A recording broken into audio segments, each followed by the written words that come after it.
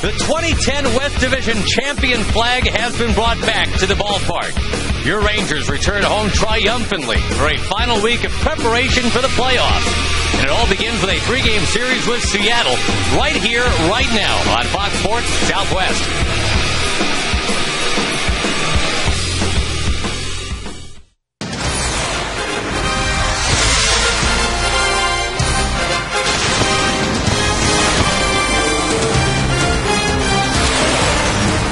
Home as champions for the first time. Here are the Texas Rangers taking the field against Seattle, knowing where they're going to be playing.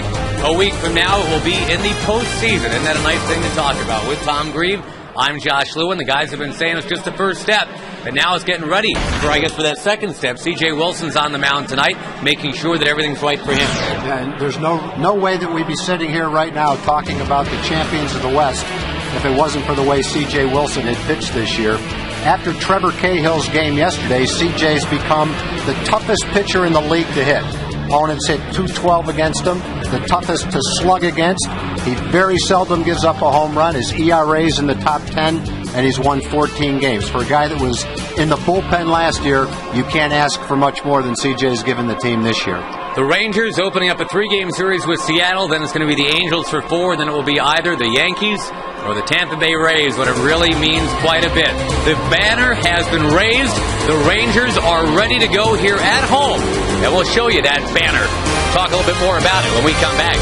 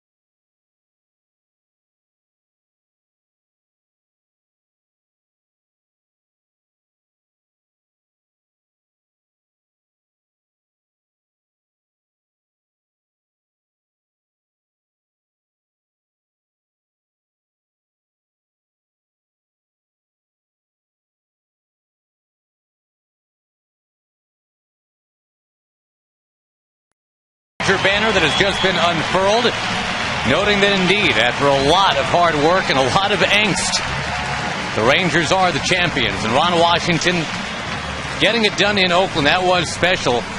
You know, there were some security guards in Oakland that were not scheduled to work that game on Saturday afternoon, and as it turned out, Tom, the security guards in Oakland lobbied their bosses to make sure they were there so that they could congratulate Ron Washington when it happened. That's how much Wash still has some love happening for him back there in the Bay Area. Yeah, I wasn't aware of that, but every day that we're in Oakland, before batting practice, before the teams start to work out, Wash is out there early, and it's one by one.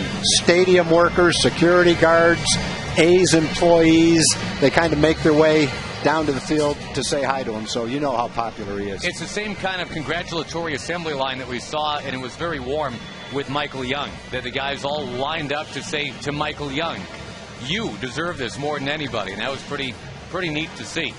There is a ball game tonight, and the Seattle Mariners are in town with a record of 59-96. They were supposed to be challenging for the AL West title this year. It didn't happen. Ichiro, Figgins, and Lopez get it going. Gutierrez, the former Ranger Justin Smoke, the former UTA star Adam Moore is the catcher. Two guys we haven't seen yet, Matt Mangini and Greg Hallman. Then the shortstop, Josh Wilson. A year that has been very forgettable up in the Pacific Northwest. Here is C.J. Wilson, and we will scout him out right now. Yeah, it's been a great season for C.J. This will be his 32nd start, which means he's taken the ball every time it's been his turn. 7 games over 500. His ERA is 7th in the league. He's the toughest pitcher in the league to hit. 212 opponents batting average. He's 10-2 at home, disproving the theory that Ranger pitchers have trouble pitching in this ballpark. And when you look at the start of the season till the end of the season, no one's been more consistent than CJ has. He will be pitching game 2 of the ALDS. Ichiro right away is going to bang one in the left. 1 pitch, 1 out. Murphy's still in left field because Josh Hamilton not quite good to go yet. Bourbon and Cruz out there with him. More on Josh Hamilton in just a bit. Young, Andrews, Kinsler, and Davis. And the catcher tonight, Matt Trainer, on. You ready for this? A 72-degree Monday evening here in Arlington. This might be the best weather of the year right here. And Josh Hamilton eager to get out there, taking swings off a tee today, Tag, and said after 25 swings he felt pretty good. Felt pretty good. And he didn't take it with a regular bat. He took it with a fungo bat, which is much lighter than a regular bat. But it did go well today. Still a long way to go before he can swing against CC Sabathia or David Price and get in a playoff game. I think it's kind of a long shot, but hopefully it'll happen, and hopefully the improvement will get better and better every day. We'll see. And as we talk about how things have flip-flopped in the AL West, Tom, obviously the Rangers in first place, the Angels in third. The weather mirrors that. 72 here. It was 100 today in LA. Base hit for Figgins in the left. And Murphy's going to have to chase that. The speedy Sean Figgins getting out to second here with a double. He got ahead of Figgins 0-2 and then threw another curveball. Stayed up a little bit. I think CJ was trying to bury this one down in the ground and maybe get CJ to swing at a bad pitch. But it stays up, kind of middle of the plate-ish. Inside half of the plate. Figgins put a pretty good swing on it. Now the guy that has given C.J. Wilson the most trouble, that is Jose Lopez coming up. 10 out of 21 lifetime against him. You know, for a while, Seattle was the team out of the AL West that was making that postseason run. They had that 116-win season when Ichiro first joined the team in 2001. But now the Rangers have punched their ticket, and again, things are kind of coming into focus. We know the Rangers will be playing either Tampa Bay or New York unless something really, really weird happens the next few days. We know that the Rangers will be opening on the road. C.J. Wilson will pitch. That means on Thursday, October 7th, weather permitting in New York or Tampa. I guess weather wouldn't be a problem if it's Tampa. They play indoors. But the Rangers would have game 3 and obviously hopefully game 4 if they've lost one. Maybe they won't need a game 4 if they've already won 2 on the road. But those would be Saturday and Sunday, October 9th and 10th. Lopez smacks it to right. Nelly Cruz, of course, caught the one that really made a difference on Saturday. Did that in left field. Touching off the celebration. That is, I don't know how often you've looked at it, Tom. I've had a chance probably 3 times now to check out the celebratory jumping around. I haven't seen any of it. Really? No. Well, you were down on the field. Yeah, I got to kind of witness it firsthand, but you don't really get a feel for what's going on when you're that close to it. Well, maybe a little bit later we can have the fellows in the truck punch that up so you can see what everybody else saw. You were down, and I'd like to see that. I will say, having the opportunity to go down there to watch the bottom of the 9th inning and be so close to the field where you can hear the catcher's mitt, you can hear the players talking, and the anticipation leading up to it was really exciting. I feel so fortunate that I got a chance to witness that firsthand and watch the guys spring out of the dugout and onto the field. It was great to watch. And the coverage of you with your lovely tie interviewing those guys picked up nationally. That was very cool. That was. Gutierrez taking, and it's down and in. Now, you probably had the same knot in your stomach that everybody else did when that ball fell in between Julio Bourbon and Jeff Francoeur. It was like, uh-oh. Well, I'm thinking if they score and tie it up, I'm going to have to go back upstairs and broadcast and then maybe go down and do it all over again or not get to do it. So really happy when Neffy pitched out of that jam. Well, it's just like all the preparations in that Mets-Red Sox World Series in '86. They had already flashed up on the scoreboard inadvertently, "Congratulations, Boston Red Sox," at Shea Stadium. And then obviously things changed a little bit.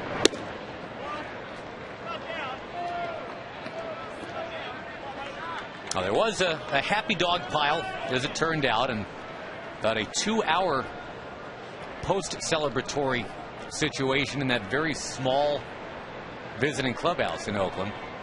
Well, they trashed the heck out of that place. High fly ball from Gutierrez. That taking off towards the track. Caught by Cruz. And C.J. Wilson's out of the inning. The AL West champs are coming in to hit.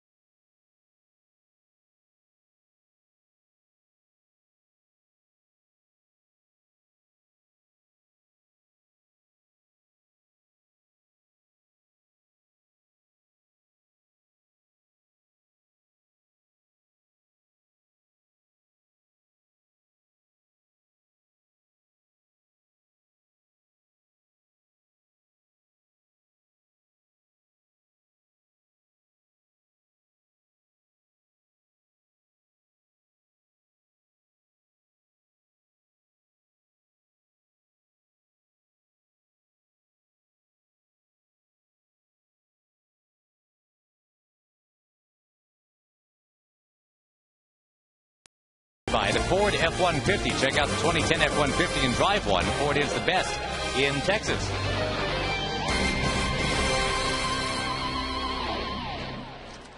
A championship flag has been raised tonight. A championship banner has been dropped. And the Texas Rangers have a chance to get to a lead of 11 games in the AL West. Winning this thing going away. The Rangers lineup, and it's a little more representative lineup tonight than it was yesterday in Oakland. The Shock Troops did a great job yesterday. They won 16-9. Tonight it's Andrews, Young, and Murphy, Guerrero, Cruz, and Kinsler, Davis, Trainer, and Bourbon. A season high in runs and hits yesterday with basically a backup lineup in there. David Pauly is on the mound for Seattle. And he's been pitching pretty well. His last 3 starts have all been quality starts against the Angels, the Red Sox, And against the Blue Jays, getting a chance late in the season to be in the rotation. This will be his 14th start. He's pitched at least into the 6th inning in his last 8 starts. Rangers have seen him in relief, but I don't believe he started a game against us this year. You see that little nugget on Elvis Andrus, 3 for his last 36. Meaning that this last week has a bit of a purpose. You got to get Elvis kind of polished up and ready to go. Yeah, and if you're going to go into a bad streak, that was the time to do it. And it would be great. Probably get a couple of days off between now and the start of the first round to get a rest and hopefully catch his second wind. Slowly hit towards third. There's Matt Mangini, who will throw out Elvis Andrus. There are some new names to discuss in this Seattle lineup. Hallman is one of them, the Dutchman. Mangini is from Springfield, Mass. And he is the third baseman now. You're familiar with Justin Smoke.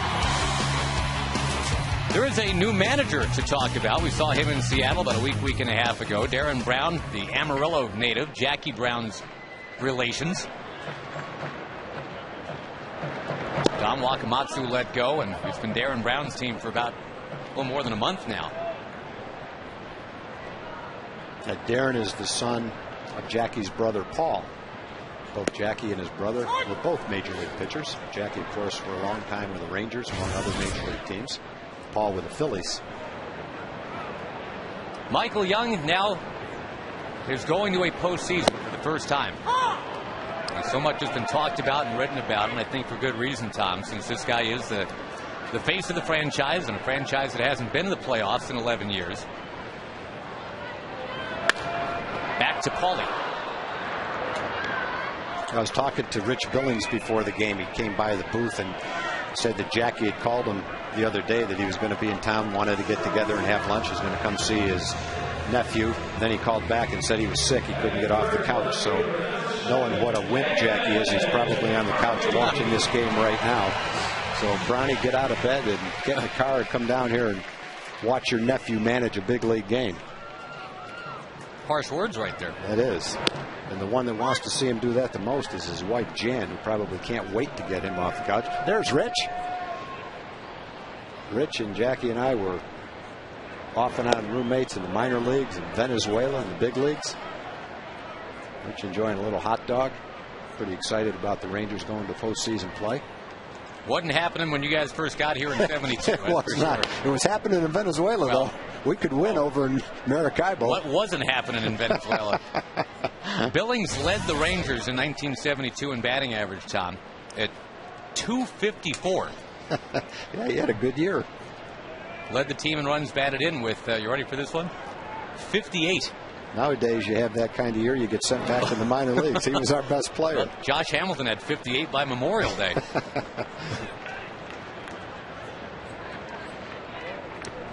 Speaking of Josh Hamilton, David Murphy has stepped in, and well, what a job he's done with Hamilton out. Career high in hits and runs batted in for Murph. On the ground, second base. And the Rangers done here in the first inning. No score. Back in just a moment.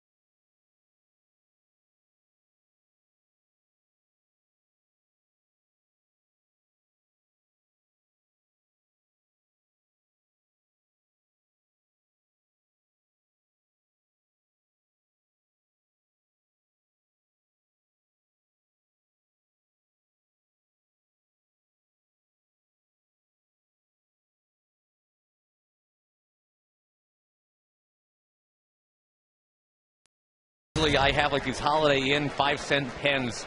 Sam not only paid a lot of money, won an auction to be up here with us tonight, but he handcrafted these gorgeous pens.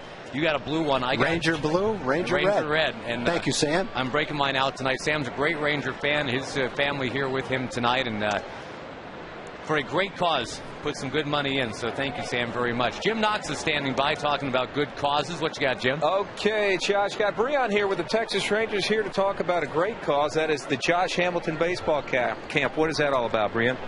November 13th, Saturday, 9 a.m. to 1. We'll have Josh Hamilton's Baseball Clinic for ages 8 to 13. Portions of the proceeds will benefit Triple Play Ministries. Excellent. And so that's November 13th. People want to get involved. What do they need to do? Just contact me directly, 817-273-5297, or just hit me up on my email at bdennis@texasrangers.com. There we go. Hey, real quick, stand up. This guy, what do you think, Josh and Tom? A little Brett Favre look-alike? There you Not go. bad? Yeah, a little bit. Huh? Go find me a Tom. Go find a Tom Brady look. Good to have you out on the stands tonight, Brett. Thank you, Brett. Trying to get every NFL quarterback before we get done here tonight. Justin Smoke taking up and in from his former teammate, C.J. Wilson. Dr. Pearson, by the way, is here in time, Tom, for another feast.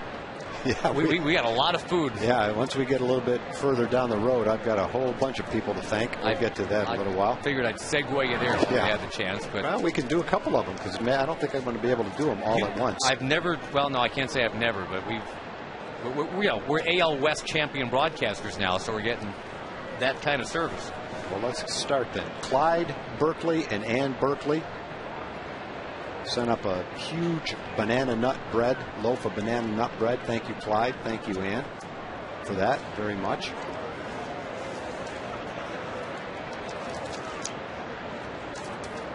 Two-two pitch coming in from Wilson and Smoke. And Kinsler won't be able to get that. It goes right up and over him. This next one must have been sent to the wrong booth. Why is that? It says to the best two announcers anywhere. Yeah, Seattle's down one. That was supposed to go to Dave Niehaus down in Seattle. That's the Hall of Fame booth next door, folks. But anyway, thank you for the pralines. That was Wanda Hughes from Curvin, Texas. Thank you very much. 81 years old. Sent us those pralines. They're delicious, Wanda. Thank you. And we're not going to give them to Dave Niehaus. We're going to eat them ourselves. Yeah, the heck with Dave. Go get his own praline. Adam Moore has a home run against C.J. Wilson this year, and that's kind of noteworthy, Tom, because C.J. has only allowed for the entire season a total of 9. He's coming up on 200 innings pitched.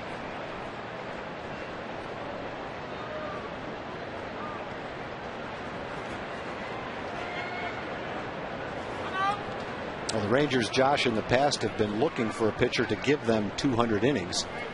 CJ has a chance to go over 200 innings tonight. Cliff Lee is already there, not all of them with the Rangers. And Kobe Lewis, in his last start, should have a good chance to go over 200 innings. The Rangers going into postseason play with their top 3 starters, all guys who have gone out and stayed in the rotation all year long and given 200 innings.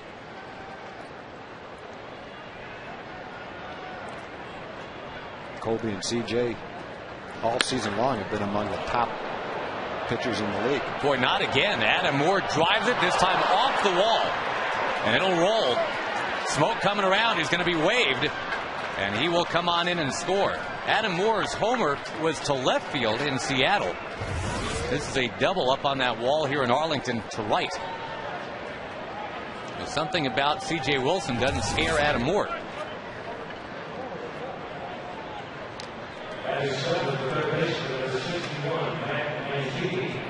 And if you got to root for a Mariner, this is a guy that I guess might get your vote. Longview, Texas native, just like Chris Davis. Yeah, and if you're going to drive a ball near the top of the wall, that's not a bad pitch location to try to do it on. That pitch was up a little bit, got a lot of the plate. Great shot there, Nelly. Getting there just a little bit late to try to make that catch. Not much he could do about it. First time we've seen Matt Mangini. They debuted 2 guys together just the other day. Mangini and the guy on deck, Greg Hallman. And we'll see which way that goes, Tom. They've had a couple times before in their franchise history. They had 2 rookies debut on the same day. Now, Back in '89, that tandem was Omar Vizquel and Ken Griffey Jr., 2 future Hall of Famers. Last time it happened, it was Brian Turang and Greg Perkle. So we'll see if these two are Turang and Perkle or Vizquel and Griffey.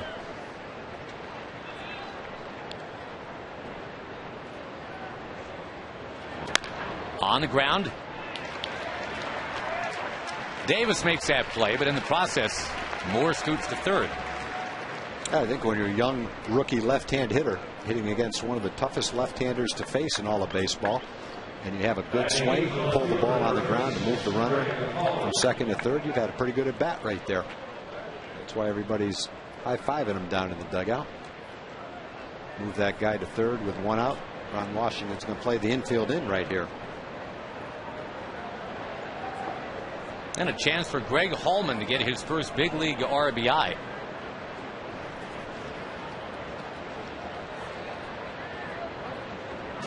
He was a power hitter in AAA. And believe it, they are waiting for some power to find its way up to the big leagues, because the Mariners are dead last in home runs. This guy had 33 in the PCL. And he just turned 23, so there's still a lot of upside to this guy.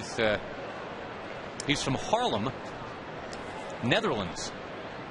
The Dutch Haarlem. One with 2 A's in it. Haarlem.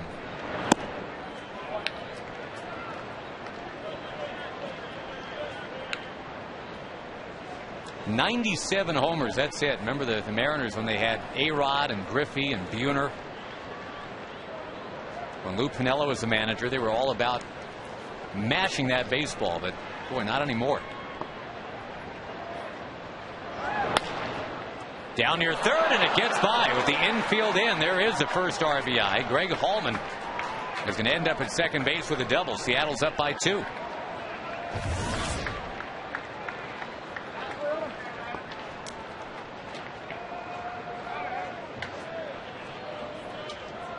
One number 10 scores as the other number 10 had it just get by that backhand side.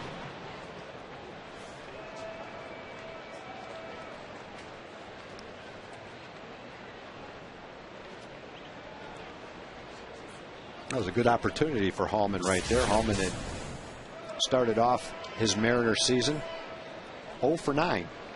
He gets his first hit this year, knocks in his first run.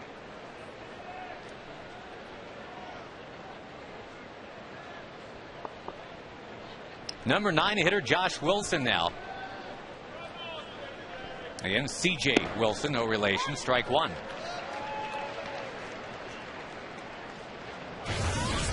Things seem to be a little bit, I guess you could say, back to normal time after a Saturday night of just enjoying wrapping up the division. And then obviously yesterday, the big 16-run outburst. I wasn't on the plane, but I assume a happy plane ride home. It was a happy plane ride home. And, you know, the Rangers just had a long road trip, 10 days. They got into Oakland, whatever it was, 2 or 3 o'clock in the morning, I guess.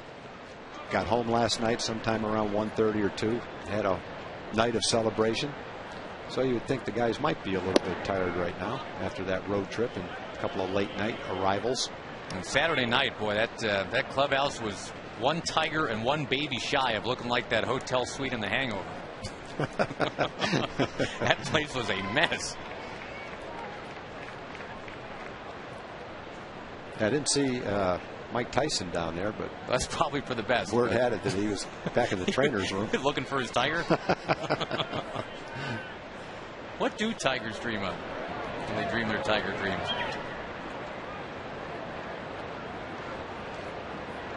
The 2-1 from CJ. In for a strike 2 and 2. As James Hoy, by the way, calling balls and strikes.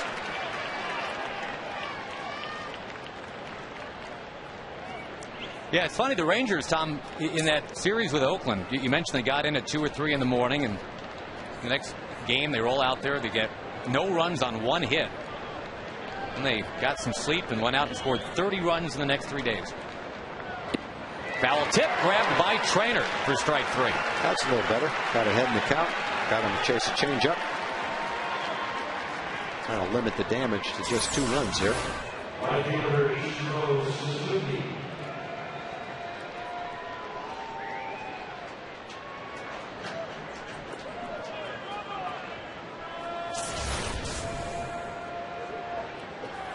Now he's got to deal with Ichiro. Now, CJ has been terrific against left-handed hitting all year.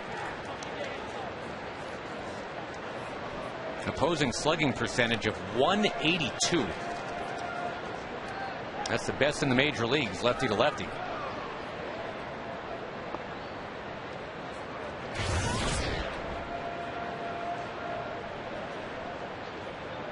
Just a handful of doubles allowed to lefties, no home runs. Ichiro has one of those doubles. Now, looking at Seattle's team stats, their pitching is very good. Their team ERA is the 4th best team ERA in the league at 3.89. They've scored 491 runs. The Yankees have scored about 330 runs more than the Mariners have. That's incredible. That's like 2 runs a game more than the Mariners have scored this year. And no matter what kind of pitching you're getting, if you're getting that kind of offense, the results aren't going to be very good. You have to get some more power and score some more runs if you want to be competitive. Well, another way to look at it is Ichiro screams one foul. What's the number you gave? 491, right? Yeah. The next worst is 591. That's Baltimore.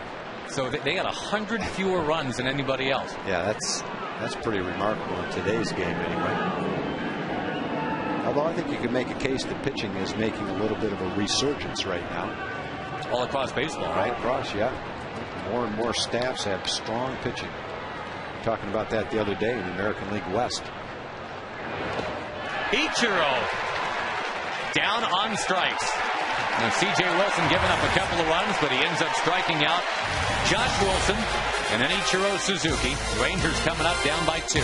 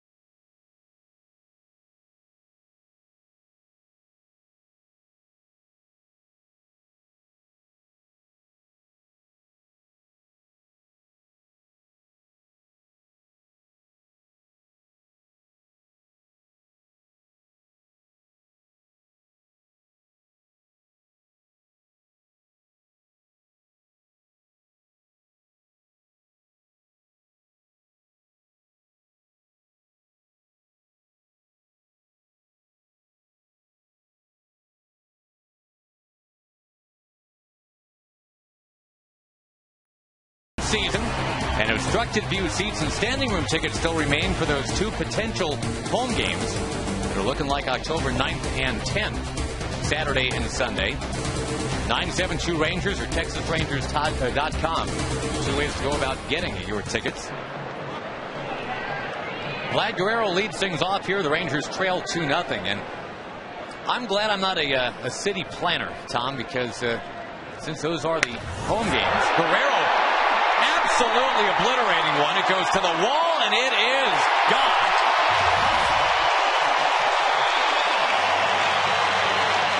Number 12 for Big Bad Vlad.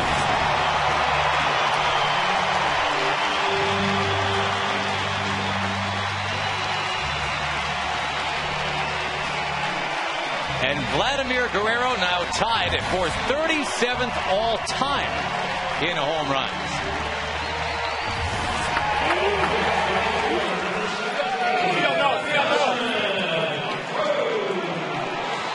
Ball's just got a great sound when it comes off of his bat. Actually, though, it sounded really good off the bat. Ball's really not what you'd say jumping tonight on a 72-degree evening. Yeah, I don't think he hit. I don't think he got all this ball. I think it might have hit him off the handle just a little bit. Because if he got that ball on the good part of the bat, it's going much deeper than that, with right? that trajectory, it probably goes off the restaurant out there. I don't think he got all of it. Although I think he. Whoa! I think he thought he hit it better than he did. The way he watched it go. Yeah, I went off the sound that it made and the fact that he just kind of dropped those hands and knew that it was gone. Yeah, and I thought it was going to go a lot farther than that as well. Yeah, and that pitch that went over Nelly's head was a changeup. It wasn't a fastball. He was not trying to knock him down. But I think it just shows how strong Vladdy is. He probably didn't hit it all that well. Still hit it out of the ballpark. And Tom, going back to the point about the playoff weekend, the 9th and the 10th here. Well, the Cowboys are home on the 10th, taking on Tennessee. And there's college football over at that building on the 9th. So it's a nice problem to have to talk about. There might be some traffic issues. Nelson Cruz trots to first, and Kinsler comes up. Yeah, it looked like Paulie was a little bit affected by that home run by Guerrero. Didn't really come close on a couple of those pitches to Nelly Cruz.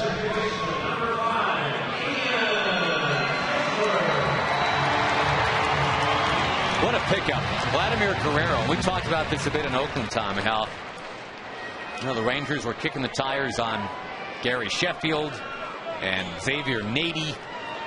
A lot of talk about who would be the right-hand bat that they'd import. Then Vlad Guerrero just kind of snuck onto the list, and the Rangers made a kind of a fraternity rush going out there to talk him into it. John Daniels and Ron Washington and everybody just kind of liked everybody, and now the Ranger fans adored Vladimir Guerrero. Kinsler sends one in the left. Palmer walks single to start the bottom of the second.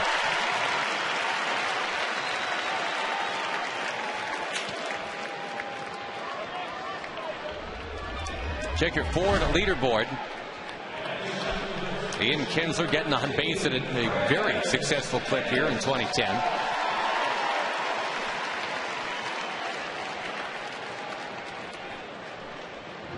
I remember Toby Harris' season in 1985. That's when he came back to the Rangers. And to have that kind of an on-base percentage, I was back at the old ballpark. That's pretty impressive. Toby was a guy that walked between 90 and 100 times, hit close to 300. Came back and played second base that year and did a great job at second base. Chris Davis doing a great job at first base. And again, as we talked about in the pregame show, the Rangers needing to figure out what they're doing at first base in the playoffs. The Rangers, and specifically Ron Washington, never did give up on Jorge Cantu, and finally the fruits of that are paying off during the clincher on Saturday when Cantu put the Rangers ahead not once but twice.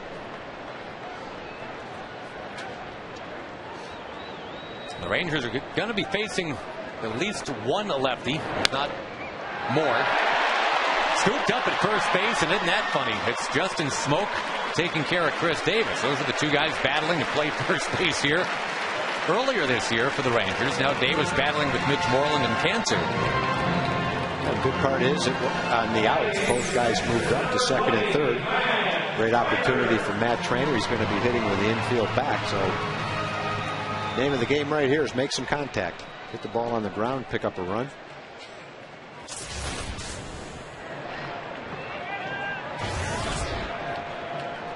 Matt Trainer is going to be the batter, and he's another one of those guys you just like to see get it rolling this last week. Talked about that with Elvis Andrus, too. Chip away at a couple of more people to thank here, Josh. Okay. Thanks to Dave and Amy Byers from Forney, Texas, for the postseason potato chip cookies. Kind of a shortbread tasting cookie. They were very good.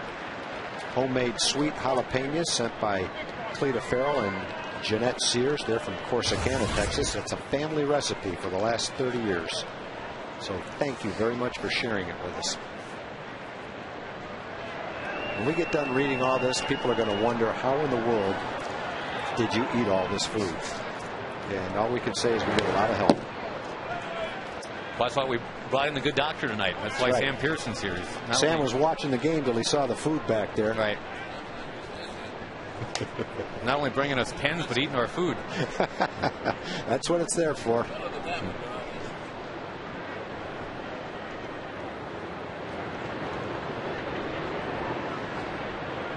Infield back here. Trainer skips it foul. Got a nice Monday night crowd here, which is point out, Tom. I think a lot of people just kind of figuring, well, we're going to see a championship banner raised. It's 72 degrees. Why not? Yeah, it's a perfect night. And, you know, if you're a big Ranger fan, why wouldn't you want to come out and welcome the team back after going to the playoffs for the first time in a long time? Popped in right. That's not going to be fun. No, because that's Ichiro, and that's shallow, and you do not run on Ichiro. Well, Josh, we got back, I guess about 1 o'clock maybe to the ballpark, both buses. There were probably 50 to 100 people out there waiting for the team to get back. Had some banners. A lot of nice people welcoming the team back. It was very nice of them. Well, it's nice, you know, you really do get that sense that we're all in this together, you know. I mean, it's been and probably even before the Chuck Greenberg ownership changeover. Whoa, there's a big time call right there. That's the macro call right there. That's the big one. But obviously with the new ownership infusion, just a lot of feel good in general, and coinciding with the fact that the Rangers have their first division title in 11 years. I'll put it this way, you see a lot more Ranger caps walking around the Metroplex right now. I know caps don't have legs, they don't actually walk. But Ruth Ryan has one on right now. I haven't seen that one before. It's a nice hat. And Chuck Greenberg has a nice touch so far. Took over August 4th.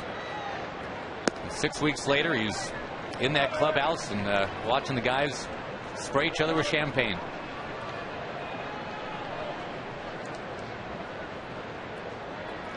That he effectively paid for anyway, so might as well be there to watch.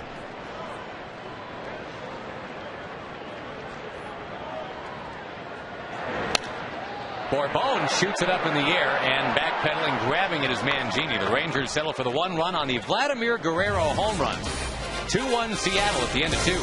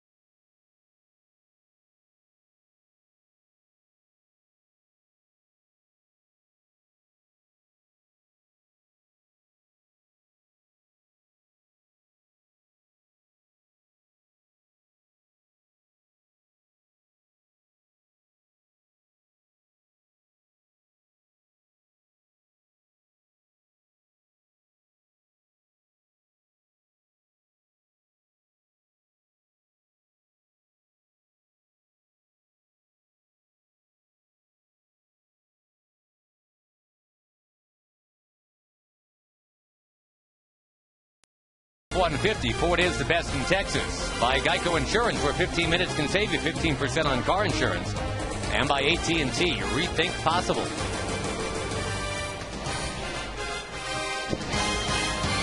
Big crowd for a Monday night. Checking out the Rangers and their freshly minted AL West championship. C.J. Wilson will be pitching Game 2. Don't know if it'll be against the Yankees or the Tampa Bay Rays yet. A tune-up here tonight, taking on Seattle. Sean Figgins doubled in the left field corner in the first. He's going to slice this one back into the crowd. Josh, you've received an honor tonight from Melody and Russ Nickel, our friends from MR Pigs. They sent us up a huge barbecue dinner tonight, and they've made you an honorary piglet. Really? Yes. And they've sent you up a popsicle pie. We saw those. Her new chicken salad, Asian slaw. And Melody wants us to say hi to Katie Hamilton and her parents Walter and Diana and her brother Grant. They've made so many games all the way from Oklahoma and brought us food every time. Boy, do we appreciate that. We'll save one of those popsicle pies for later. But you are now an honorary piglet from MR Pigs. I am honored.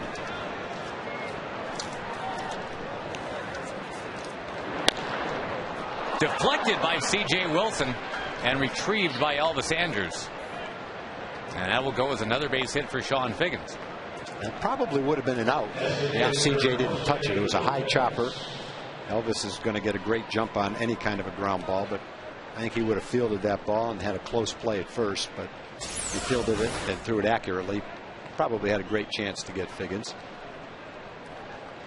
You know, Tom, one thing I should mention, too, we're talking like it's a done deal. It's not. That the Rangers will definitely have that October 9 and October 10 home game situation. It looks that way because the Rangers trail the Rays by 6 and the Twins by 5 for home field advantage. Young can't get it. And Lopez another hit against C.J. Wilson. Wilson and Andrews were both at the bag, and Figgins just kind of cut right in between. Going to second base. And no, they're going to tell him to go back to first. Timeout. Yeah, time had been called. Did you see it sneaking into second? Yeah, just in case time hadn't been called, Lopez was just going to tiptoe. But that's a weird play right there. You had C.J. racing to third, but there was Elvis covering as well.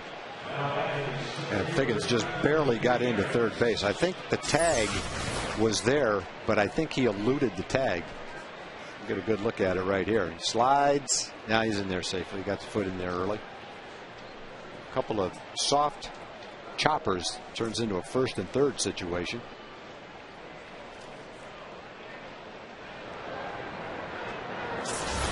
Anyway, Tom, just to finish the thought, it's mathematically possible the Rangers could end up as a 2 seed instead of that 3, but it would take a total crumble by Minnesota or Tampa or New York, and the Rangers obviously would have to pretty much win out here at home this week.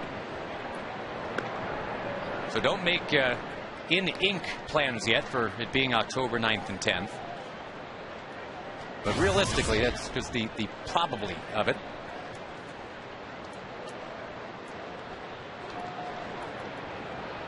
Well, both New York and Tampa Bay are losing so far tonight. Yeah, Baltimore's got Tampa Bay 1-0 tonight in the 6th. In at center for Bourbon. And the Mariners will grow that lead to 3-1 on a sac fly.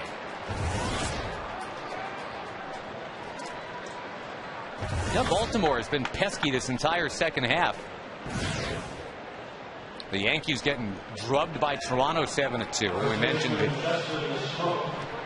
Right now, Tampa Bay losing. I believe that's Brian Mattis on the mound tonight. Up against Wade Davis.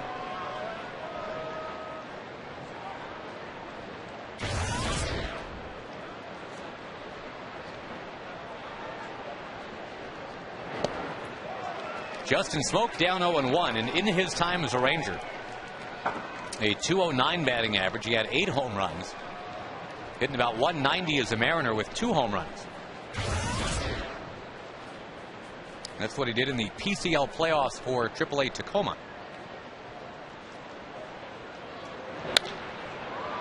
In the air, Murphy going back. shy of the track. He will make the catch out number 2. So a couple of ground ball singles and a couple of fly balls. Now the batter, Adam Moore.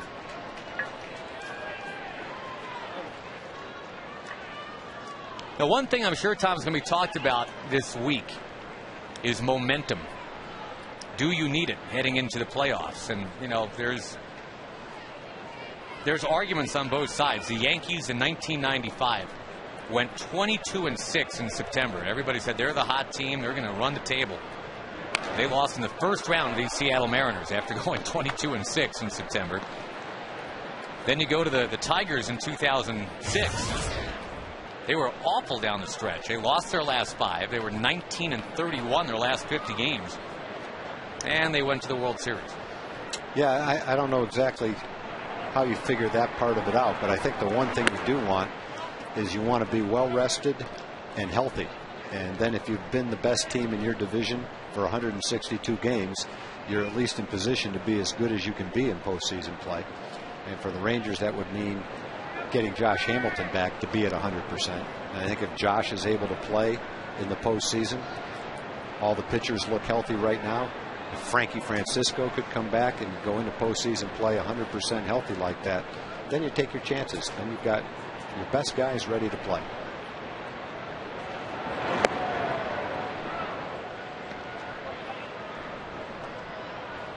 It's like spring training, coming out of spring training. How important is it to have a winning record in spring training? Well, sometimes the best teams get off to a good start after a big spring. Sometimes it's a bad spring. Big thing is be healthy. The Rangers will have a great chance to line up their pitching. They're not going to have to go right down to the wire using their top couple of pitchers just to get to postseason play. So they'll have the rotation set. They'll be able to work the bullpen exactly how they want to make sure they're ready. They can rest their regulars whenever they want, so that they go into postseason play healthy and well rested. Well, it's funny. So in that regard, they're in good shape. And in the AL, 2 teams can do that and 2 teams can't. The Rangers and Minnesota have that exact same luxury. New York and Tampa Bay not so much. Although again, whoever loses that AL East derby, they got that safety net to fall into. They'll be the wild card. So at some point, one team might ease up on the throttle just to get everybody nice and healthy and ready. That's the AL East right now. And, you know, Philadelphia is a team that, you know, probably was thinking they were going to have to hustle their way in. But all of a sudden, since they're 6 games up on Atlanta and about set to clinch, they can fall into that rest your regulars, get everybody healthy category.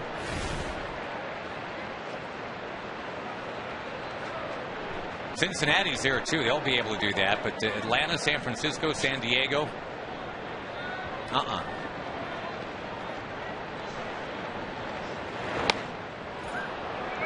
The National League will be where it gets really fun and funky here. San Francisco and San Diego, it looks like, will go right down to the wire. Colorado picked a bad time to lose 5 out of 8. Colorado may hang in there, but whoever doesn't grab the West, San Francisco or San Diego, they're going to be neck and neck with Atlanta for the wild card. Foul tip, strike 3. 1 run added in the inning. Seattle on top 3-1.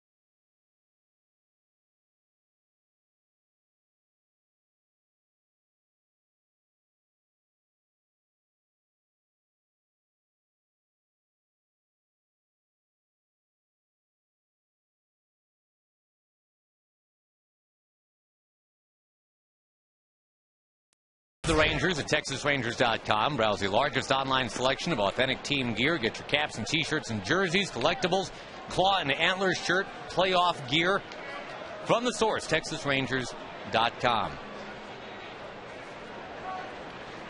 Or if you're Charlie Pride, you can probably just walk. But if you're not Charlie Pride, TexasRangers.com. Exciting times for Charlie Pride right now, I would think. Yeah, Charlie's one of the new owners. Charlie's been coming to spring training with the ball club since the 70s. Loves to put a uniform on, work out. Charlie was a minor league player while he was becoming a singer. I think he could have been a fine ball player, but sure didn't make a bad choice becoming a singer. Kiss an Angel good morning sold a few records. Sure did. The Rangers kissed 25 Angels goodbye this year for the first time in a long time. The Angels are not relevant. They are 12 games back right now. And they are eliminated. They got the X next to their name. Wow, David Pauly just trying to figure out where that was going to hit him, because he knew he couldn't get out of the way, and he appears to be okay. Boy, the rough luck continues for Elvis Andrus. That ball looked like it might get up the middle. Instead, he's 3 for his last 38. Yeah, and it's hard to say Elvis has really hit the ball well for 38 at bats, but he's hit it a lot better than 3 for 38. I mean, he could easily have 4 or 5 extra hits if balls like that had found a hole. Just probably hasn't hit the ball the way he's capable of, and hasn't had much luck either.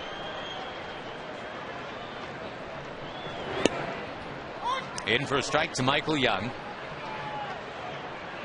If Michael plays every game the rest of the way here, Tag, this week, he will pass Pudge Rodriguez and be number 3 on the all-time Rangers list for games played. We'll move to within a couple of Jim Sundberg for second. Young with a base hit into left center. Waiting on that curveball.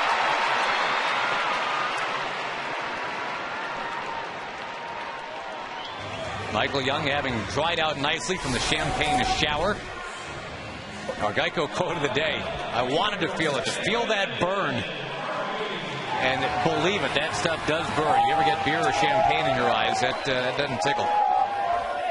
Goggles, always a good idea. Julio Bourbon looked like he was going to weld something with his goggles that he had on. Murphy hits it hard. There's one. Safe at first. Murphy didn't give up on it. Keeps the inning alive for Vlad.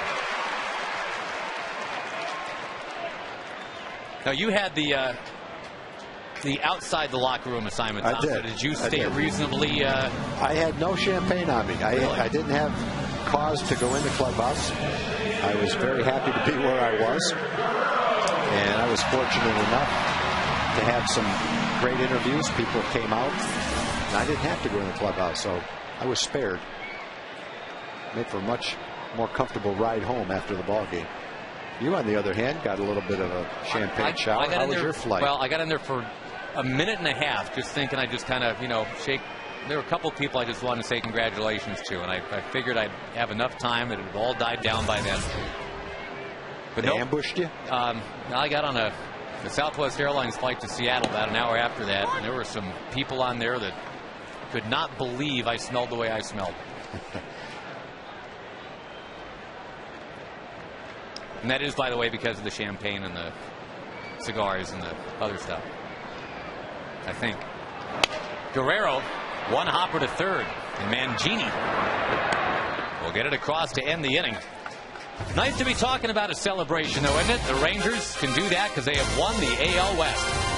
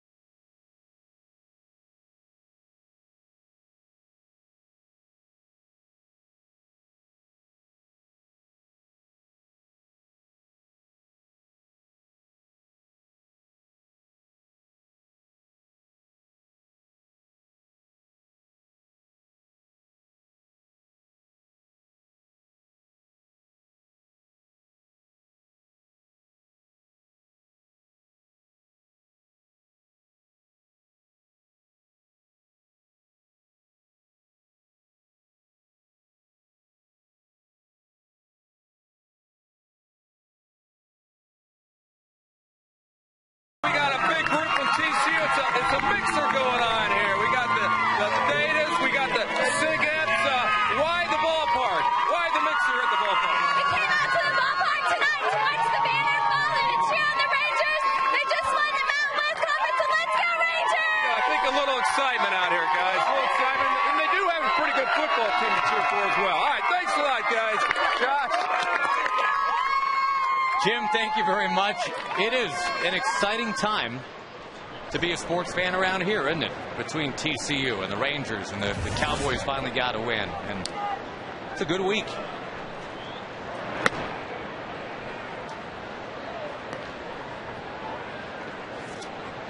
Now it's just about the business of winning a few more games down the stretch here. Get everybody in a real good mood for the postseason. Matt Mangini, the batter. He will take a strike from C.J. Wilson. I've still got a few more people to thank, Josh. I figured you did. I'm going to get through them this half inning if I can. Sure. I want to thank Amanda Belt again. Amanda sent us a bunch of stuff this year, but she sent up her famous snickerdoodles. Thank you very much, Amanda.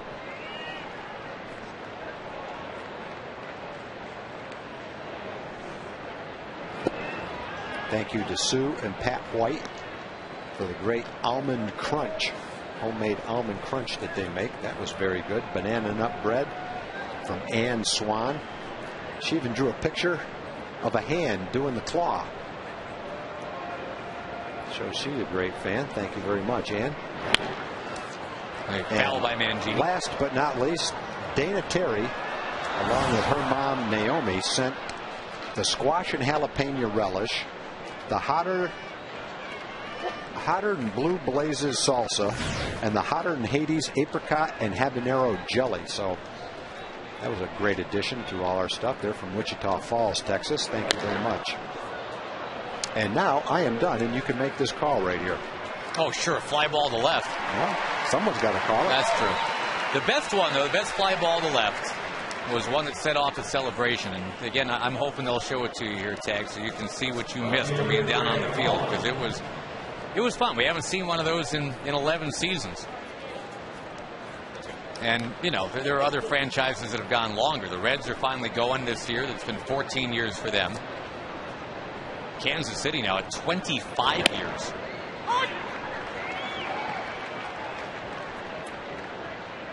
Montreal/Washington, 29 years. Kansas City hasn't been in a while. And I was sitting on the bus with Jim Sundberg, and we were talking about when Sonny played for their world championship team, and a couple of times they were behind 3-1 and how they came back and who the pitchers were. And we're getting excited just listening to him talk about that. Another high fly ball, and that's kind of the one that Nelly Cruz grabbed in left field to set off that celebration. Yeah, I have to think, if you're on the field with that possibility, you have to be saying, please hit the ball to me so I can be the one to catch the ball. Now here's a question. Sure. What happened to the ball that he caught? I know the answer to that one. Okay. And when we show the video of everybody jumping around, you will see young Brandon, the clubhouse assistant to Richard Hoggy Price. And it was his job. He was sent out there not to get the ball because of what it represented for the AL West title, but because the Hall of Fame might have wanted that ball because of Neftali Feliz saving the game. 38th save of the year, rookie record. So good point. Somebody had to get that ball for the Hall of Fame. And Brandon was dispatched to go out and make sure that, you know, whoever ended up with the ball, that they would find a safe harbor. Well, Nelly Cruz ended up with the ball, and when you watch the video, you'll see Brandon kind of in the pile, but, you know, not wanting to, you know, I mean, he's not a player. He didn't want to be jumping necessarily, but he also didn't want to go out there all businesslike either. So he was kind of caught in this limbo of just kind of being there, looking for the ball, and trying to convince Nelson Cruz, hey, can I please have that?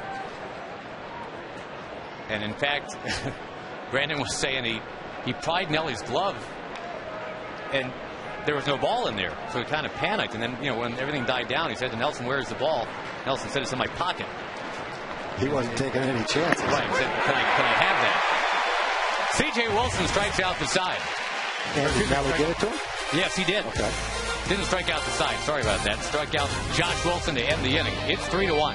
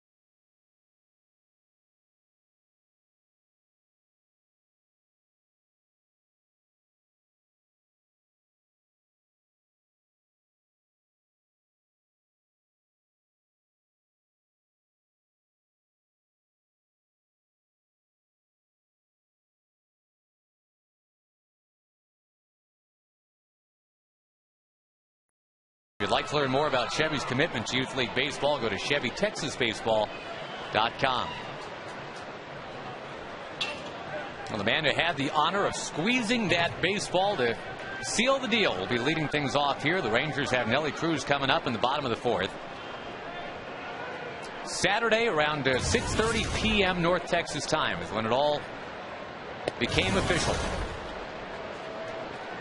And again, because that was 4:30 p.m. out there in California, that gave the Rangers plenty of time to be very happy that night.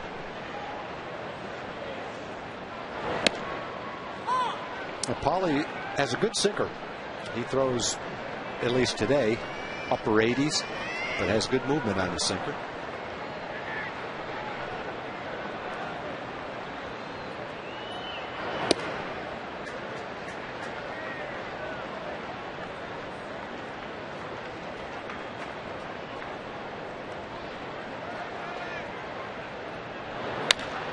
Nelson Cruz just laces one into left. He's been on base twice tonight. So, Tom, you haven't seen this, but on Saturday, it's the fly ball from Pennington. And you kind of see Brandon in that blue shirt trailing this pile.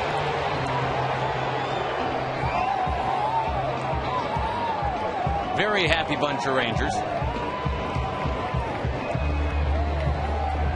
But it didn't get crazy. Nobody broke a thumb. Nobody got kneed anywhere that they didn't want to get kneed. Yeah, some of those dog piles, you've got about 5 guys on the ground and everybody on top of them.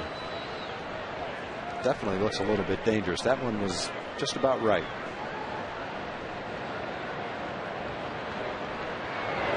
Kinsler, ground ball to third. Mangini sets himself, gets one, and now they get two. Double play. We mentioned on the air on Saturday that there have been dog piles on that field where guys have gotten hurt. Denny Hocking with the Minnesota Twins had to miss the playoffs because of that. Get you to our trivia question here in the bottom of the fourth, brought to you by AT&T. The only 3 players in Ranger history with multiple seasons of 20 or more infield hits. You got Andrews and Bourbon with 20 or more infield hits this year.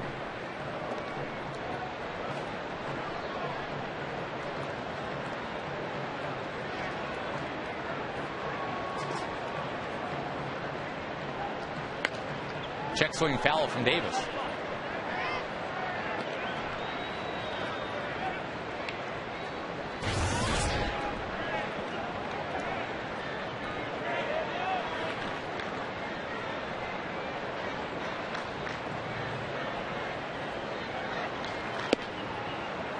Six hits for Seattle, 4 for the Rangers tonight. Rangers had 22 hits yesterday, the most they've had in a game in a little more than 3 years. Strike 3 dealt from Paulie, and the Rangers continue to trail 3-1 tonight at the end of 4.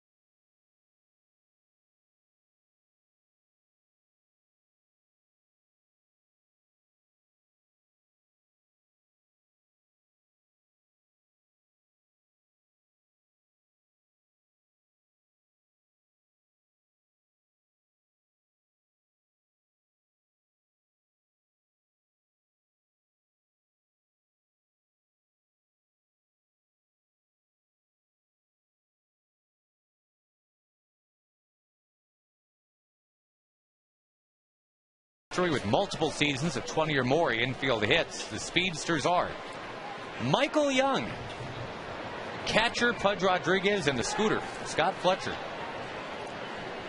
Andrus and Bourbon have 30-plus infield hits this year. The Rangers lead the majors in that department.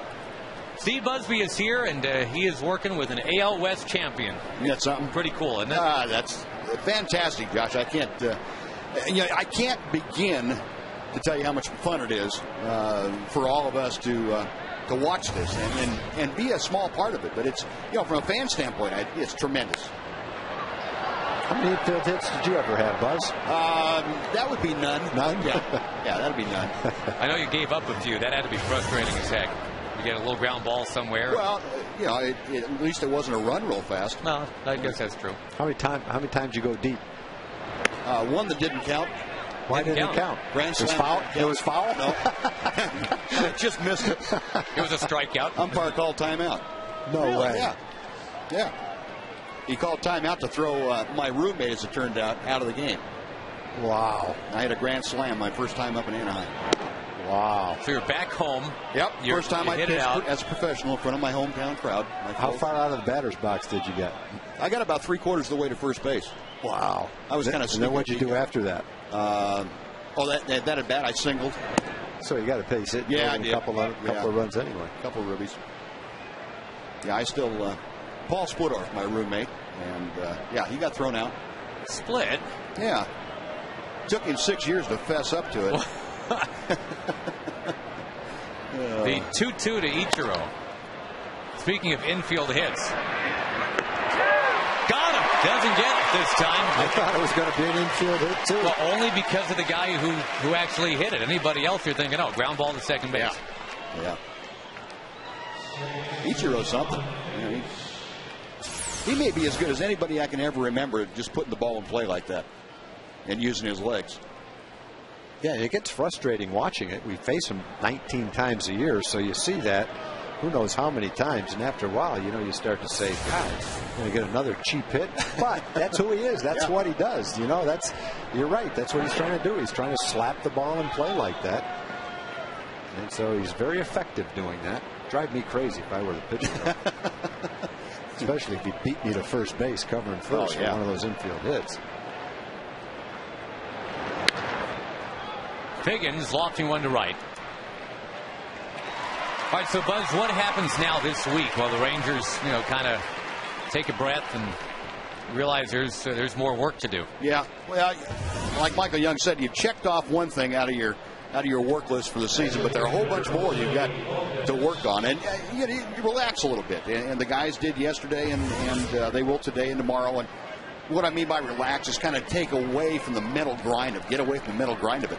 CJ is the one that has to be careful in a game like this that he doesn't get himself in bad habits. You can go out there with the idea if you're CJ Wilson, well, I'm going to get my work in and try and keep things together, but you tend to get caught up, I think, in the competitive side of it when things start going badly, and you really can't allow yourself to do that. If you're going out there to get work in, go ahead and get your work in and forget about the outcome. If you want to be competitive, do that from the outset. But I think from his standpoint, he's trying to get work in tonight. He's trying to tune it up one more time, probably this weekend, before he'll get that start on Thursday.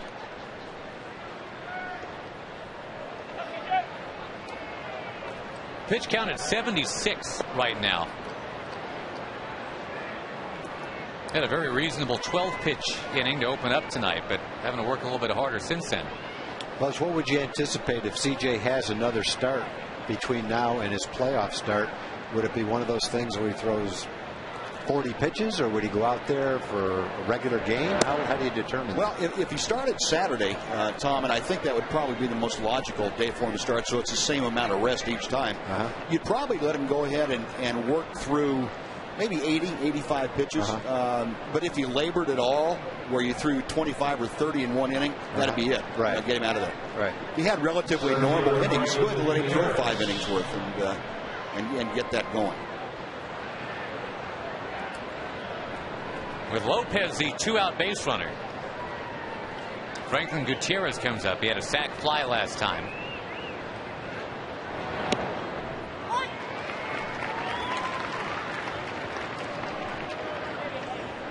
Funny too, Buzz, how the Rangers just weren't hitting at all for a while on that road trip. Almost got no hit on Thursday night, and then that one home run from Vlad Guerrero just seemed to open everything up. Yeah, it's a funny game. Sometimes it's really a strange thing. Gutierrez with a single in the left. And these Mariners not known for a high batting average, and CJ, Tom, as you mentioned, as the best opponent's batting average in the AL coming in tonight, but this is 7 Seattle hits now. Yeah, and several of them, they've found some holes, ground balls that have been well placed.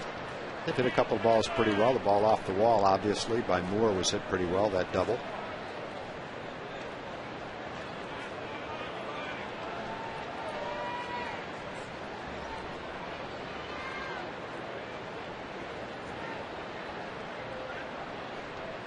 Buzz, when you talked to the catcher, did you put your glove over your face so you couldn't see what you were saying? No, I didn't, Tom. Unless my breath was real bad. It was just for his protection, not mine.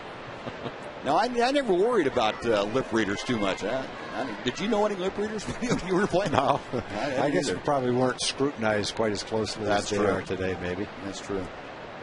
If there were lip readers, they probably got a whole earful when I was throwing. Of course, there is the famous story of Greg Maddux, Mike Maddox's brother, against Will Clark in the playoffs, when supposedly Will Clark kind of peeked out at that conversation that Leo Mazzoni was having with Greg Maddux, and he saw the word fastball being mouthed, and sure enough, stepped into the next pitch, fastball, hit one out. The only problem would have been was if before that it was don't throw him a fastball. Right. Yeah, we didn't know contact. He wasn't exactly positive. That ball hit in the air pretty well in the left field. David Murphy back, and how about that? Justin Smoke comes back here to Arlington. And that is only the 10th home run allowed all year by C.J. Wilson. He gives it up to a guy who used to lock her just about 7 or 8 down from him.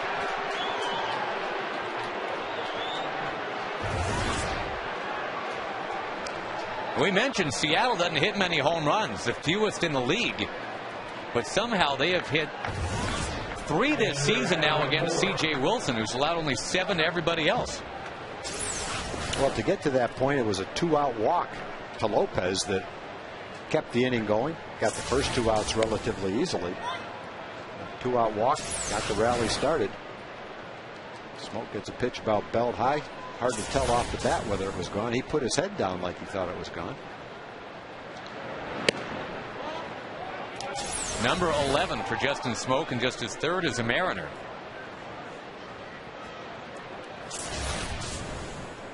So a 6-1 lead for Seattle. Pretty unlikely, but it's happening. Michael Kirkman gets up in the Ranger bullpen. Buzz, do you have thoughts about the Rangers postseason roster and which of the bullpen lefties should be in and how that's going to work? Josh, I think it's it's going to be an interesting decision. I would think you start with Darren Oliver, obviously, from the left side. I think you've got to go with Clay Rahada. I think he's done a real good job against the left-handers. Then you've got a few candidates for the last spot from the left side. This lefty is out of the inning. C.J. Wilson, though, gave up 3 on the home run by Justin Smoke. Thank you, Buzz. We'll see you after the ball game on Ranger.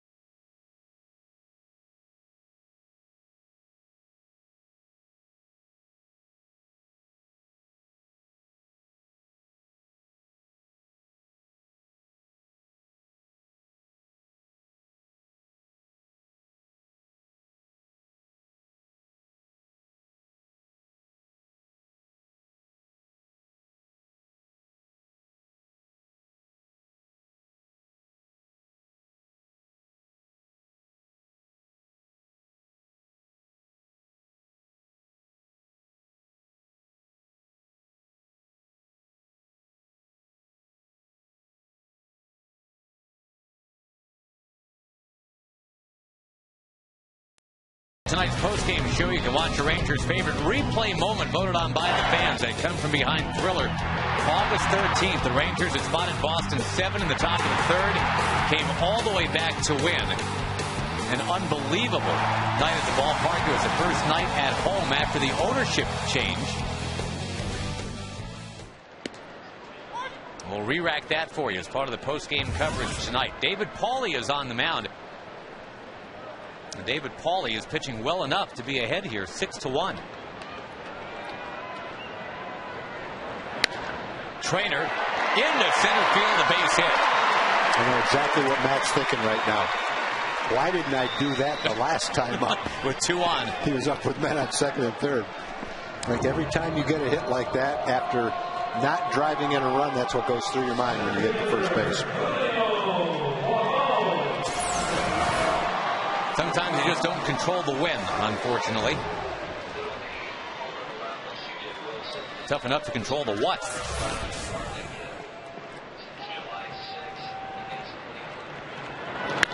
Julio Bourbon into right field. And a ball that got out to left field. Rich Rice is just calling in the information, reminding us that C.J. Wilson hadn't allowed a home run here at home since before the All-Star break. But Justin Smoke batting right-handed hits one out. Well, we got a second, Josh. We've had another addition to our food supply. Some darn tasty beef jerky from Michael Schumann. Thank you very much, Michael. Wants to say hi to Francesca and Walter Schumann. Thank you, Michael. I've already had people in my ear saying, send it down, send it down. All right, the beef jerky's going down to the truck after the game. They made the first call. Jerky is a tasty treat.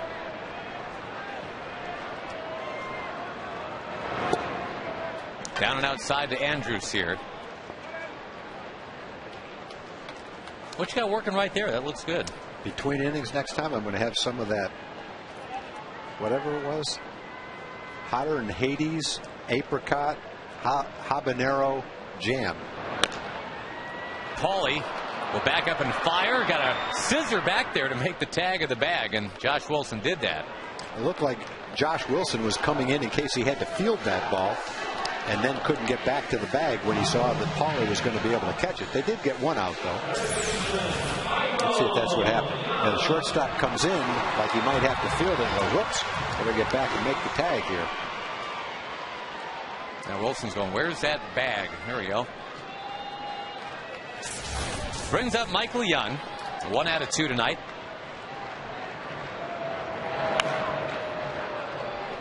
Scott Feldman will get the start tomorrow. As the Rangers start to set that postseason rotation, they're going to give the guys a little bit of a break here. Cliff Lee will be pushed to Thursday. Feldman goes tomorrow. Rich Harden will go on Wednesday. And isn't that something, Tom? Those two were supposed to be the 1 and 2 in the Rangers rotation this year. Instead, they'll be pitching just as kind of a stopgap to give the new 1-2 an opportunity to get ready. That's C.J. Wilson and Cliff Lee. Breaking ball inside.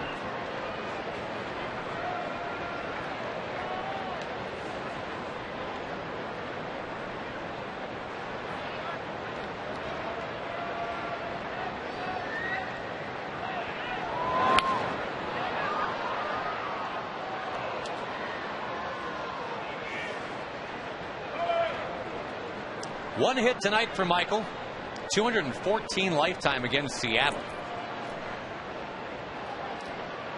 No doubt he will pass Garrett Anderson next year.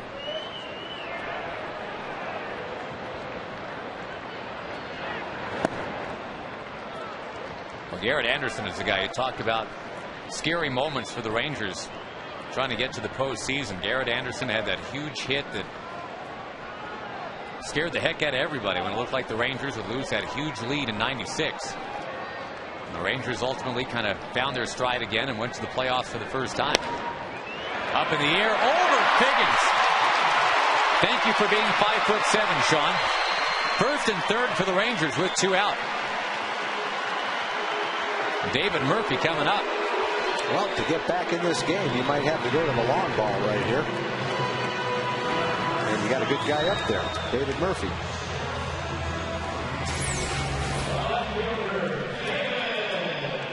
Michael stays with that one. Looped it over second base, pitched down and away. 2 hits for Michael tonight.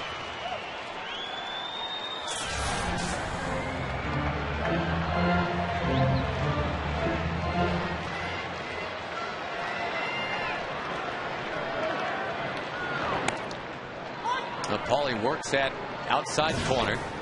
Yankees coming back a little bit on Toronto now.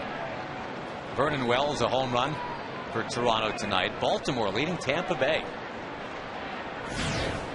Baltimore's definitely been better under Buck Showalter. The thing that's turned around for whatever reason has been their pitching. Starting pitchers: Brad Ferguson, Ryan Mattis, Jeremy Guthrie.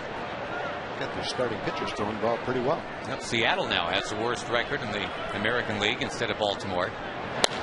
Murphy, and it skips off the mound in a center base hit. It's now 6-2. Well, it wasn't a long ball, but it brings in a run, and now another guy might try it. Yeah, I was saying long ball could be right now. Already Vladimir Guerrero has hit one out tonight. He'll have a shot to do it again.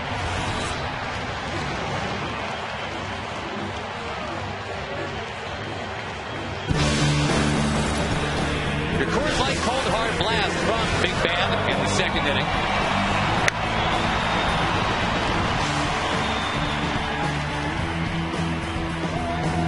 Number 29, that's RBI number 112. And the 4th highest RBI total in the league. In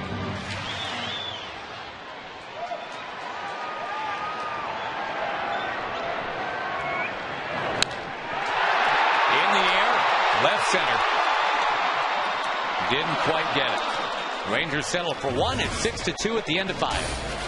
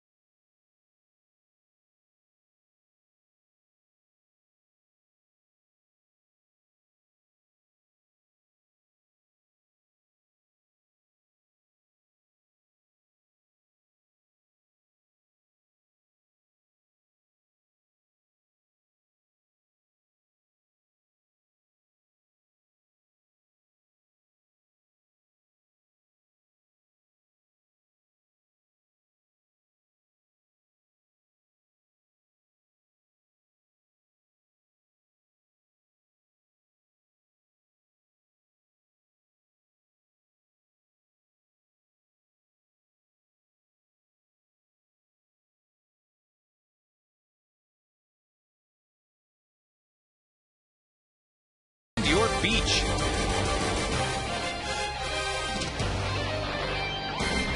Tom, have you found your beach? I have not. Oh, I'm still trying to recover from the jalapeno apricot habanero jelly. Wow. I know what you're going to find in about 15 minutes. I'm going to take that home and have it this winter when it gets cold out. Michael Kirkman takes over. And, boy, apparently, Tom, the big leagues are not that tough. 12 games into his big league career, he's got an ERA of .66. Well, he's pitched well, no doubt about it. He's kept the opponents from hitting the ball at 149. One thing he has done, he's walked 8 in 13 innings. Didn't walk guys in the minor leagues like that. But when you come up to the big leagues, it's a whole different ball game, especially when you've been groomed to be a starting pitcher, and now you're coming in short relief, late in the game in a pennant race, game on the line, men on base, good hitter, have to be careful. It's a whole different mindset for Michael to come up and pitch in relief. Coming on for C.J. Wilson, who went 5 innings, allowing 8 hits and 6 runs tonight. Once again in search of that 15th win, and he didn't get it. Obviously, that 2-out walk to Lopez and that little dribbler of a single by Gutierrez setting up the 3-run homer by Smoke. That was kind of the undoing.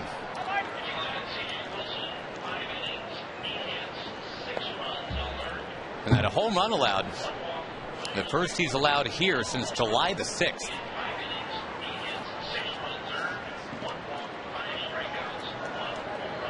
Two-1 to Matt Mangini.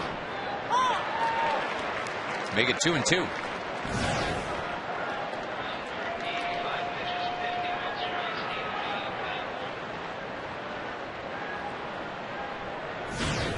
Some room in right center here for Mangini. Doesn't matter. He just takes a called third strike.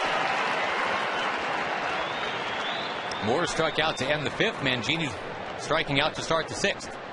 Now, Michael had an excellent strikeout rate in AAA ball. He was the pitcher of the year in that league. Makes a quality pitch right there, down and away. Does a good solid fastball, usually around 90 to 92. and really good breaking pitches. You see why he'd be very tough on lefties. Why Ron Washington feels good about using him in that kind of a role. Kinsler scoops up the baseball. Kirkman saw half a bat coming at him and also was trying to flag at that baseball. We have seen so many broken bats head back towards the pitcher. Yeah, and the players are well aware of what's going on with those cracked bats. And so after seeing some of the things that have happened throughout baseball over the last couple of weeks, if you're a pitcher, you're going to be flustered when that ball comes back to you, and out of the corner of your eye you can see a shard of the bat spinning in your direction. Corner of your eye. Look at that. That's scary, boy.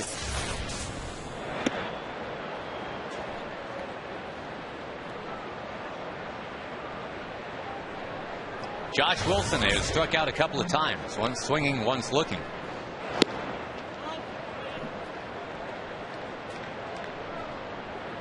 Rangers only being out hit 8-7, but being outscored 6-2.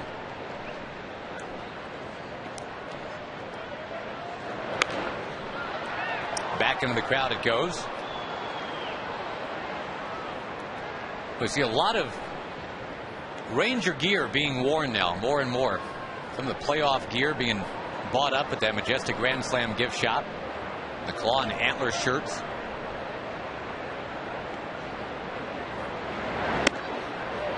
Wave and a miss, 2-2. Look at all those claw and antler shirts. Richard Hoggy Price, you did a good thing right there, getting those designed for the players, and now available for mass consumption as Wilson takes again a called third strike. Nice job by Kirkman. We'll play the bottom of the sixth. It is 6-2.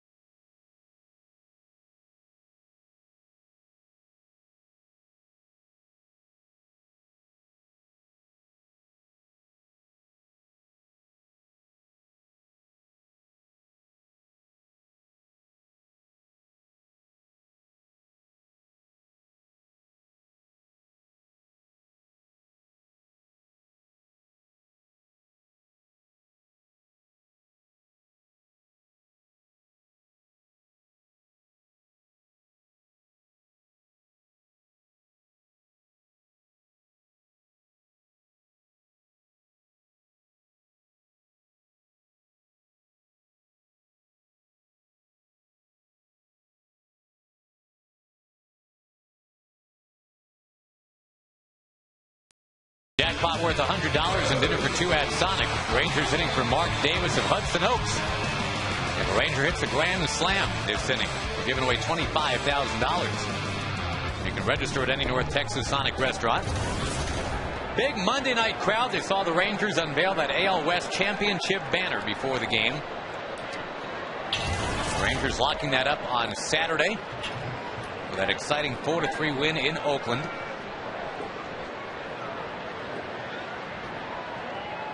David Pauly pitching very well tonight. Opens up with Nelson Cruz.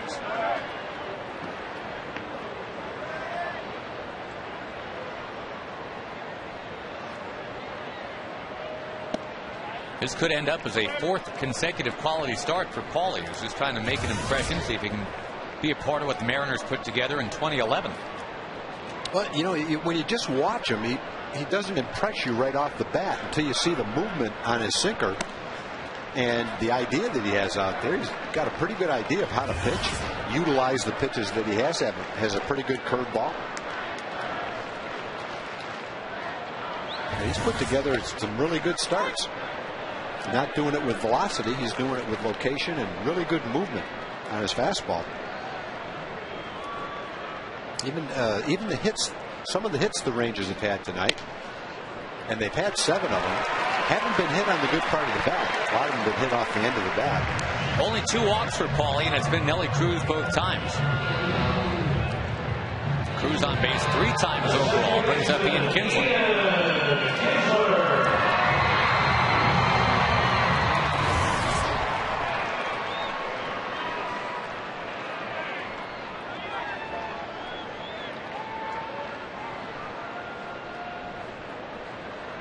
One modest goal for the Rangers, I guess, here, Tag. If they go 5-2 this final week, they will hit the number exactly that was predicted by Nolan Ryan way back in March. Those 92 wins. That would be pretty cool. Wouldn't that be amazing? That would be pretty cool, because that sign has been up there since opening day. Yep. So that would be pretty cool. It started at 0/92.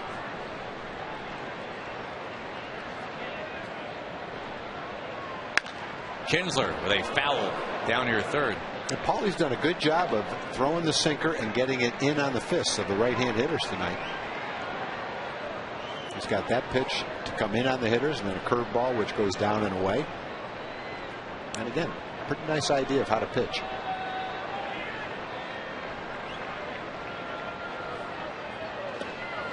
Yeah, he does. And there's a changeup with the same sinking action as his fastball.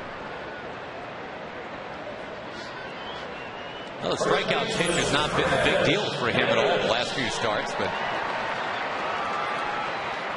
took care of Kinsler on just 3 pitches right there.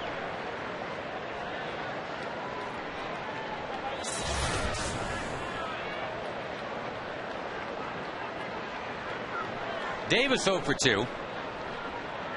He was the initial strikeout victim of Paulie tonight back in the 4th.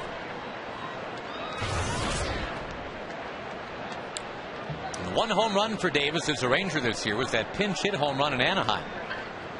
He had 14 in AAA. And you might remember when Chris first came to the big leagues a couple summers ago, he broke in with 17 home runs in one summer.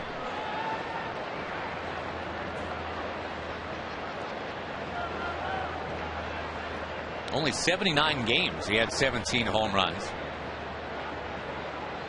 Rookie record is Pete Incaviglia, but he was around all year to hit his 30. Ball getting away. Adam Moore couldn't find it. Double play possibility erased as Cruz is down to second. And this will be maybe the peck-away happening tonight. We were going for the Big Bang Theory last inning, but we might have to settle for the peck-away theory, which will work fine, provided Michael Kirkman can keep putting zeros up on the board. Don't let the Mariners get more than 6 runs. Mark Holtz had the peck-away theory, and he named it after John Blake. John Blake peck-away theory, which means when you get behind by a number of runs, you have to start pecking away. Get one here and get one there. A lot of science went into that theory. So the Minor League Player of the Year award is named after you. The peck-away theory is named after John Blake. After John Blake, yes. We don't talk about Holtz's theories as much as we used to. I wish I could remember. I can't even remember all of them now. Relativity? No, they weren't quite that scientific. No. That was Mark's way of trying to bring all his friends into the broadcast, and he would name these little theories, silly theories, after him. It was the Judy Johns Big Bang Theory. Dan Shimmick was the people mover, traveling secretary, and he used to drop these names throughout the broadcast as a way to try to incorporate all the people into the broadcast, and everybody loved it. That's a great shtick right there. It really was. 2-2 to Chris Davis. And you've mentioned this before, but he was also great at finding just the right nickname for everybody, too. Yeah, he just had a knack for that. You know, when he would say a nickname, the rest of us make up a nickname, and, oh, yeah, that's pretty good. When he did, you were, wow, that's a good nickname. When's the last time we've said Crush Davis? Yeah. Ours just don't stick. You know, maybe if Holtz had said it, it would stick. I don't know. But he did have a knack for that. How about the guy on deck? How about old T-Bone? He had, some of them were pretty obvious. The Red Baron was Rusty Greer. Mark McLemore was the doctor of defense. My favorite was Cecilio Guante, the big Dominican man. That one definitely fit. He was big. Ruben Sierra, he had a couple for Ruben. One was the golden child.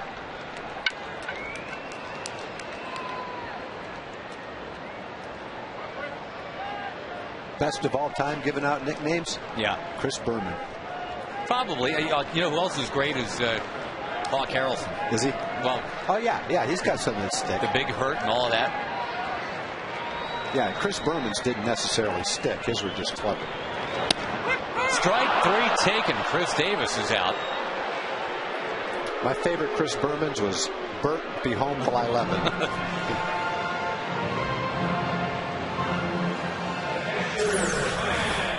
Was it a strike? Let's see. You make the call. Looks like it. Yep. From David Hey Pauly. There you go. Yeah, I'm just doing Berman shtick now. That doesn't count. Yeah, no, his weren't, I don't think, meant to stick. They were just meant to be clever. Down too low to T-Bone.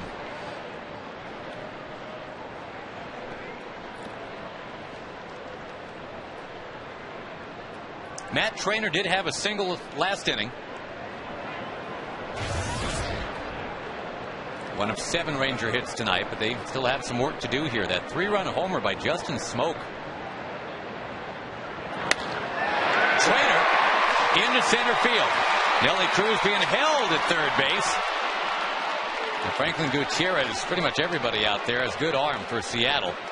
They weren't going to chance Nelly being out. Also, you don't want to get Nelly injured heading into the postseason. No, and I think that has a little bit of something to do with it.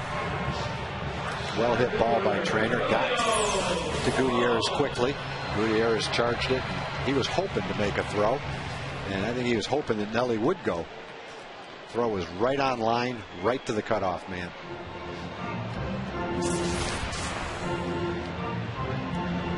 Julio kind of in the same situation he was in back in the second inning. Back then it was second and third and 2 outs. Now it's first and third and 2 outs. Looking for that big 2-out hit right here. Bourbone's been a hot hitter of late. 12 for his last 25.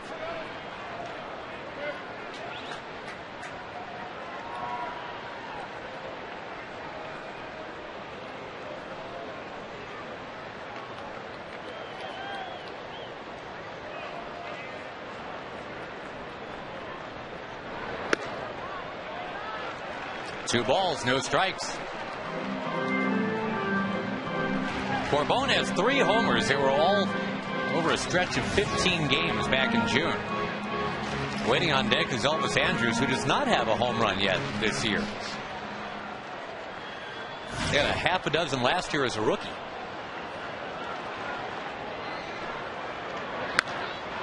In the air left field. Hallman is there. The Rangers strand the couple at the end of 6. 6-2 Seattle.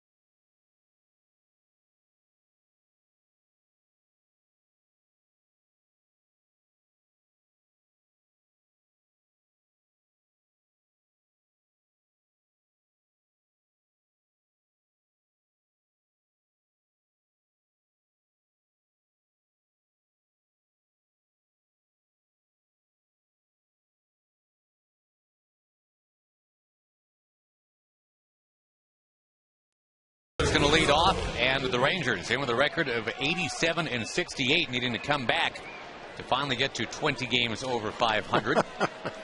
What? What's so funny? What? Santa can't enjoy a little ball game without you laughing at him? He's too thin. Well, it's been hot, Tom. It's been a long summer. He's been doing Pilates Go and back stuff, to the too. North Pole. His belt is just hanging off him.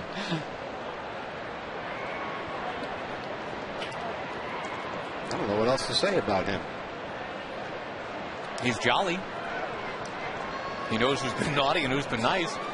Does he really, though? Well, that's the theory. Kirkman still in there, gets to face Ichiro now. I've wondered about that. You're a young pitcher. Do you get to face Ichiro like, oh boy, I can't wait to tell my friends I faced Ichiro, or are you shaken facing Ichiro? You just got him to pop out. I think he looks forward to the challenge.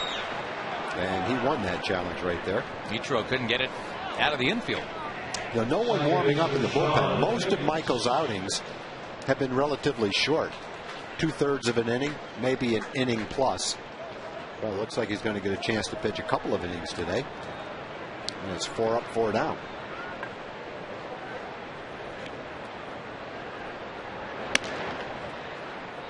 Upstairs to Figgins.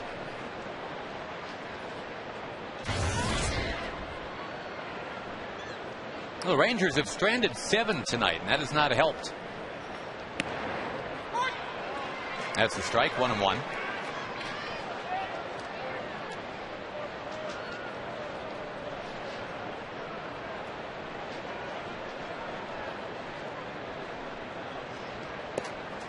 Tom, earlier we were talking about the Rockies hanging in there in the NL West and just finding a rough go of late. They're losing at home to the Dodgers tonight, 2-1 in the 5th inning. They need more magic from Troy Tulowitzki. I don't know how much more he could possibly have left. 40 runs batted in September. The record for runs batted in September is 43. Babe Ruth. And with 3 more days to go in September, Tulowitzki at 40.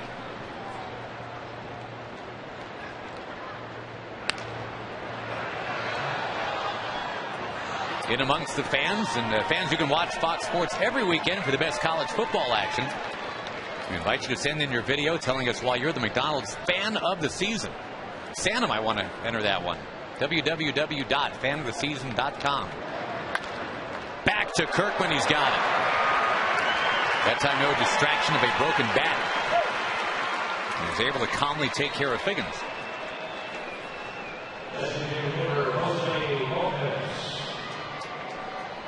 Michael's now pitched 15 innings. He's got a strikeout per inning. He's only given up 7 hits. The Yankees down 2 in the 9th inning, but Tampa Bay has lost 4-0 to Brian Mattis. Lopez hits it in the air. Had a 3-homer game last week. This is not a home run. It's a nice, easy inning for Michael Kirkman. We are at the stretch here at Arlington. Santa says it's 6-2.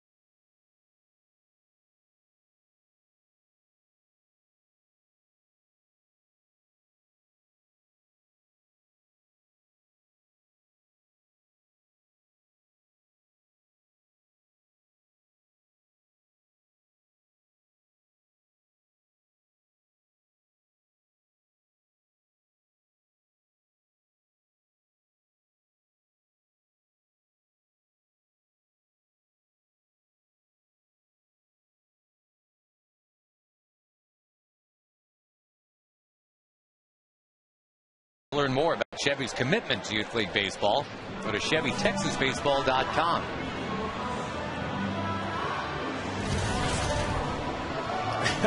The Claw and Antlers Brigade having a good time despite the 6-2 score right now. Anthony Barbaro takes over on the mound. Another guy that we haven't seen quite yet for Seattle. They break in these youngsters piece by piece.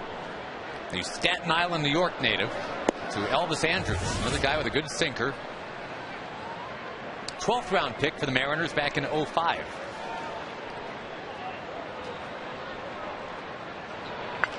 Well, this start for Paulie is almost a carbon copy of his last 2 starts. This one is 6 innings, 8 hits, and 2 runs. His last 2 have been 6 innings, 6 hits, 2 runs once, 1 run another time. So he's now gone out there 4 straight times with a quality start late in the season, trying to earn the right to get an opportunity to compete for a spot in spring training in their rotation. Yeah, a lot of 6-inning, 2-run games here stacking up for Paulie, and that'll work. Andrews. And that'll work down in front of Ichiro. And I know what was going through Elvis's mind, too. Don't you right? dare catch that ball. No, he stroked a nice line shot to right field. Ichiro charged it, got a good jump. And he's thinking that one has to fall.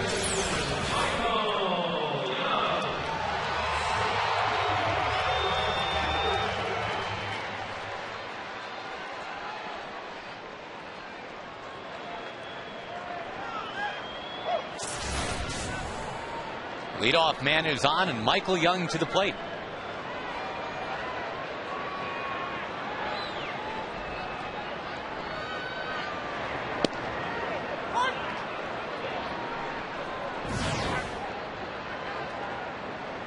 The Phillies with an 8-0 win over Washington, and they are the champs officially. They are the hottest team going, too. Winners in 12 out of 14. They're going to try to make 3 straight World Series, the Philadelphia Phillies. Well, how about their 3 starters? There's a lot of teams with 3 good starters, but not many can match the 3 that they've got. Just on guys named Roy, they're pretty good with Oswalt and Halladay. And Cole Hamels is at the top of his game right now, too. That would not be a fun team to face off first round of the playoffs. Well, again, the Rangers almost assured to get either the Yankees or the Rays. And just on that subject, Tom, you've got CC Sabathia twice if it's the Yankees. A little Pettit, a little Hughes. Tampa Bay wouldn't exactly be easy. You get some David Price in there and company.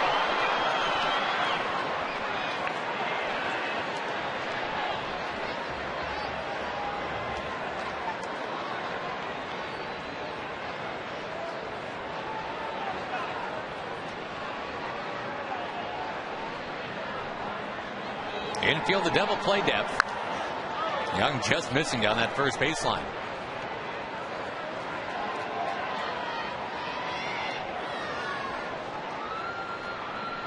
Two more hits for Mike tonight, up to 1,843 of them now. About 100 more than anybody else has ever had in the history of this franchise.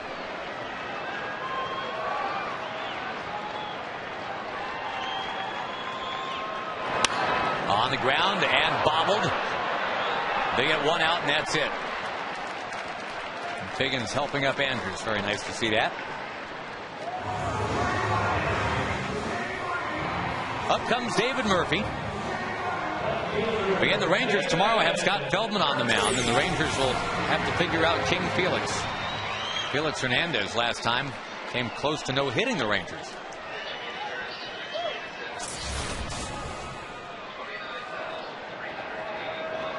Boy, a Monday night crowd of close to 30,000 tonight, Tag. 29,381. Yeah, the Rangers have an outside chance of drawing $2.5 million this year.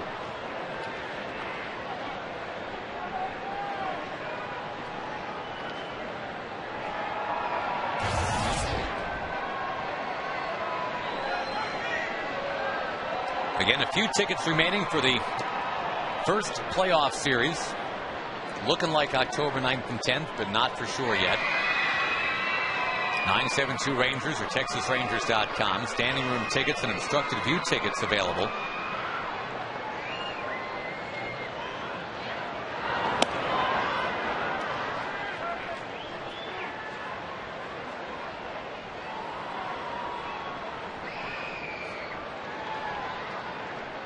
This could be one of those years where the actual matchups don't get decided until basically Sunday night. That one didn't miss by much, but now Murphy, instead of it being 2-2, it's 3-1.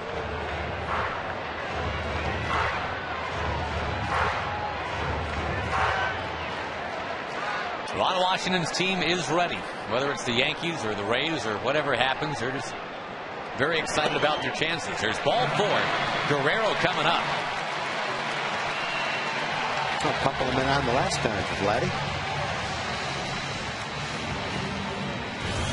On Sunday, folks, the Rangers and the Angels play ball. It's Fan Appreciation Day. There's that pregame Claw and Antlers parade on the warning track. If you want to be in it, come to the third base ramp by 1 o'clock with your Claw and or Antlers.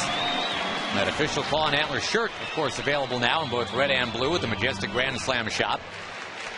TexasRangers.com to get your tickets for Sunday, or call 972 Rangers.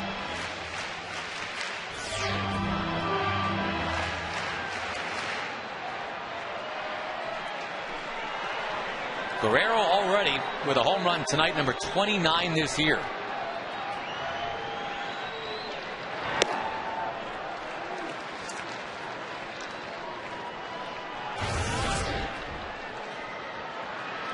.30 home runs for Guerrero has certainly been accomplished often in the past.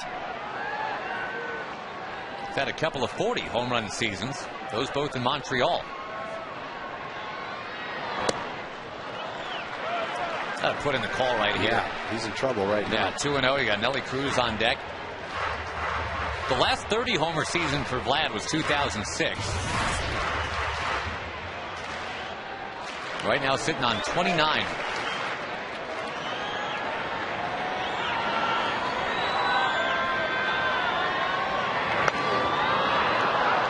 Big cut, but now it's 2-1.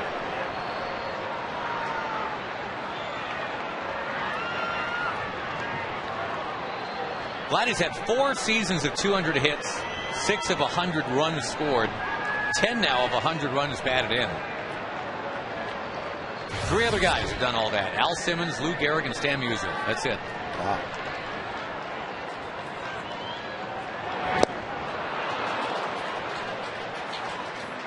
Is Vladdy going to have to do any convincing to get into the Hall of Fame, or do people understand that he should be there, do you think? I don't know. You never know with that kind of voting what's going through people's minds. Obviously a strong candidate, though.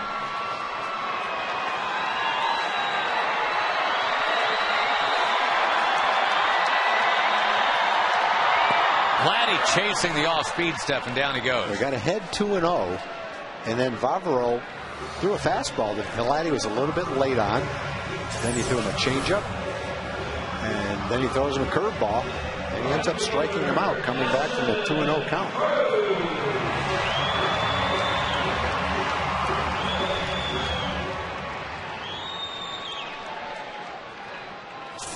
Let's see if Nelly Cruz can pick it up. He's been on base 3 times tonight, 2 walks and a single.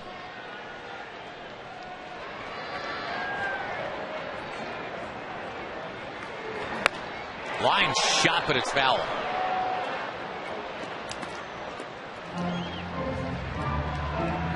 Josh Hamilton fan ends up with it. And again, the hope is that actual Josh Hamilton will be back in the lineup by this weekend. A little tune-up to get ready for the postseason. That postseason won't begin until Wednesday of next week.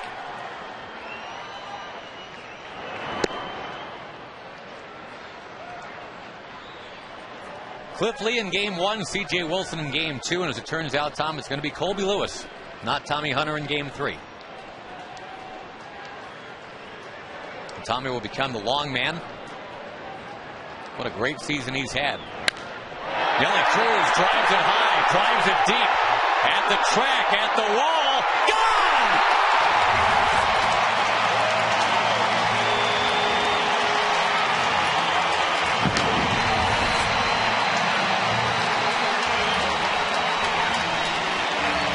Rangers had been putting men on base all game long, and they just hadn't quite been able to get that one big hit to get right back in the ball game. But they got it that time. With 2 outs, Nelly Cruz takes the inside fastball and lofts it out of the ballpark. Nelly's second hit of the game. He's walked twice, been on base, if you want to count a home run being on base, all 4 times. Fastball might have been a little bit off the plate or right on the inside corner, probably right where he was trying to throw it. Well, Smoke a 3-run homer to left, and now Cruz a 3-run homer to left. And just like that, the Rangers back to within 6-5. They get a 2-out 3-run homer. 22 homers for Cruz now. He's up to 78 runs batted in. And keep in mind, he missed more than a third of the year. So you start to do that prorate thing, and you realize this could have been a 33 to 35 home run season for Nelly. Maybe 110 runs batted in. And that's what the Rangers wanted. He has delivered. If Nelly and Josh had both stayed healthy, along with Vladdy, there would have been 3 guys with well over 100 runs batted in. And Michael Young is probably going to end up with 90. And would have come close to having 4 guys with 100 RBIs. Inside, Kinsler's on, and Davis comes up as a go-ahead man. Garrett Olson is in their bullpen. And that's who they're going to go and get. All started with a base hit from Elvis Andrus. Nelly Cruz picking up Vlad Guerrero after Vladdy struck out, a 3-run homer. Now the walk to Kinsler. Davis scheduled to come up against Olson when we come back.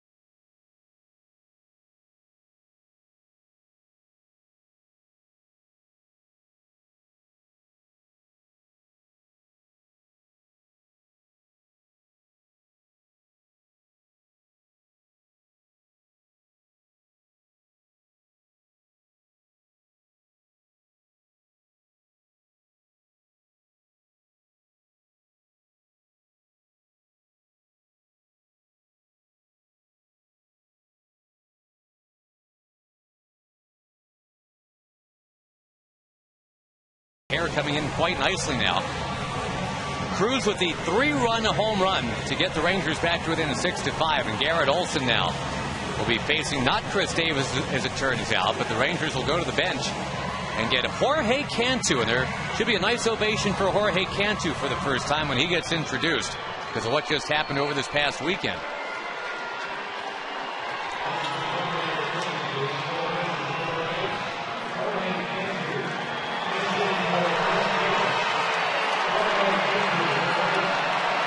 Definitely remember. Well, appreciate. Took him 84 trips to the plate to get his first Rangers run batted in. Then he got 2 and 2 at bats, and they were huge. Ron Washington could have, and some in hindsight, if it didn't work out, would have said should have pinch hit a lefty like Davis or Moreland. But Cantu was left out there to go righty-righty, and all he did was hit his first home run as a Ranger. Yeah, and I love it when a manager doesn't just go by the book. It's so easy to just have a stat book in front of you and just go by the book. Then a machine can manage like that. Because then if it doesn't work out, you say, well, hey, the book. Yeah, you go by the book. But instead, he watched him as a baseball person would watch the hitter. Liked the way he was swinging the bat. He knows his track record. And he said, hey, I like the way he's swinging the bat. It doesn't matter if he's a right-hand pitcher out there. And sometimes it's left-hand hitter, left-hand pitcher, and that's an issue. But with a good right-handed hitter, it doesn't matter. A lot of right-hand hitters hit better against right-handed pitching than they do lefties anyway. Cantu said after the game he was kind of hoping Ron Washington would remember that, because he feels like he always has hit righties very well. And I think it was a good thing that he did. Turned out good for sure, but it's the right thing to do, too. Floating this one towards center. The Rangers settle for 3 in the inning to get back in this ball game. It is 6-5 now. Thank you, Nelson Cruz.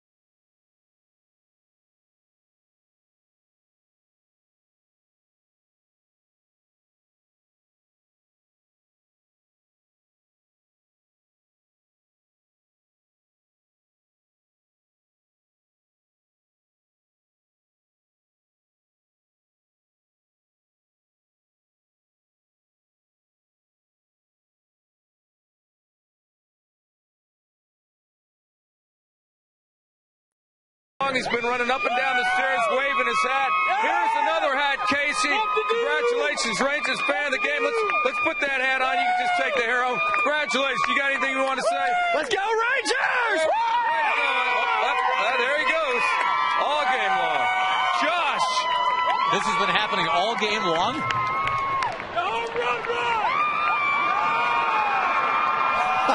People looking at him. What is that he has, they're saying?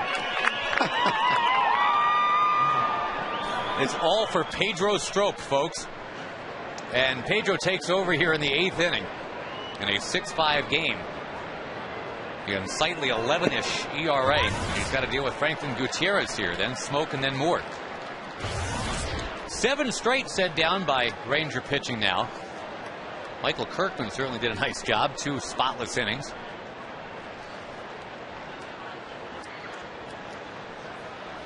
And now Strop missing outside. And Pedro so far hasn't been able to translate some of the success he had at AAA at the big league level. He's had trouble with his control. He's walked 10 in 8 innings.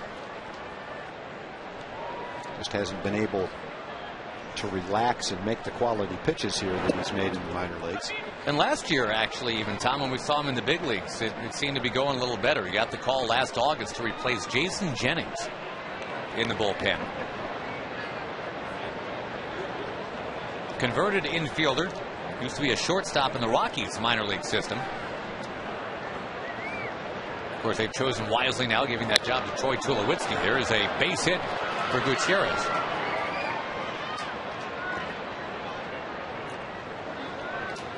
Cantu now at first base, taking over for Davis after that pinch hit appearance.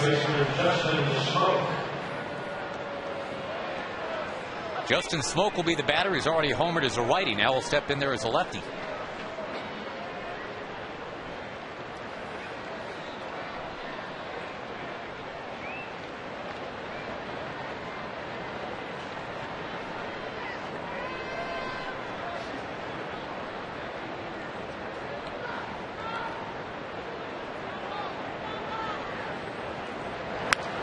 Strop to Smoke. It's foul. Sounds like a name of a truck stop. The old Strop and Smoke.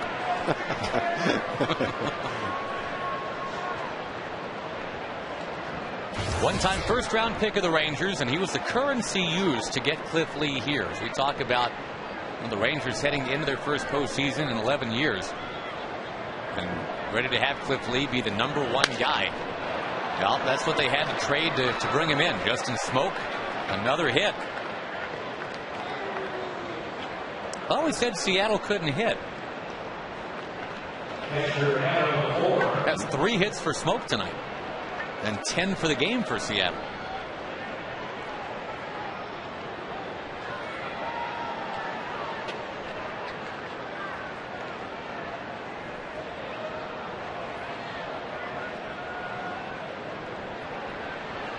You know, with the next couple of days with Feldman pitching and with Harden pitching, that takes a couple of guys out of the bullpen.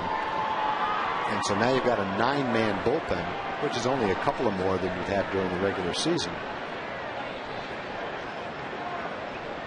And so you don't quite have the same kind of innings in the bullpen right now that you would if you had both Harden and Feldman in there.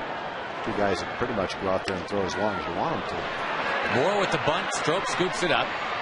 Kinzer's on the bag, so there's that sacrifice. And this gets it to their rookie part of the order here, Mangini and Hallman. So they'll have an opportunity to get something done.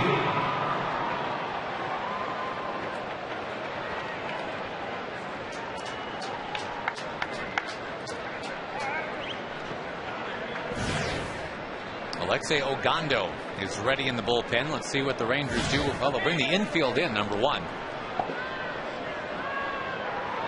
Will the Mariners do anything clever here with Mangini? Gutierrez, pretty good base runner at third. All the infielders right to the lip of the grass. There's a swing. Cantu stops it. He's able to freeze Gutierrez. Throw back. Save! And the bases are low.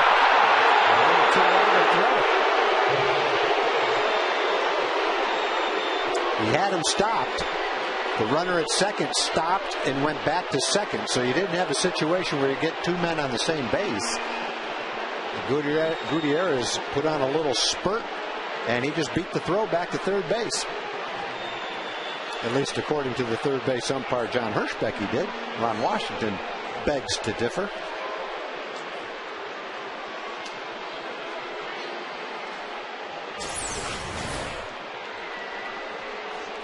Nice play by Cantu, a hard hit ball. He backhands it, but he just waited a little bit too long to get it back there.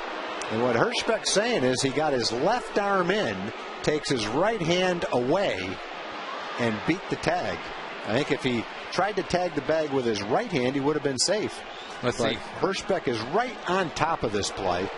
Yeah. And he calls him safe. Very close play, but he's got the best view in the house right there. Mike Maddox takes this opportunity to go talk to Strop. So, yeah, right idea. And I think you're right, Tom. Just waited that second too long. Yeah, I think he took one extra step after making a nice backhanded stab. And Strop misses the opportunity to get the second out, but if he can get a ground ball right here, maybe he can turn a double play. Yep, that double play is in order. And Hallman, who hit the ball on the ground last time, the batter. This is also the guy that led Tacoma this year with 33 home runs.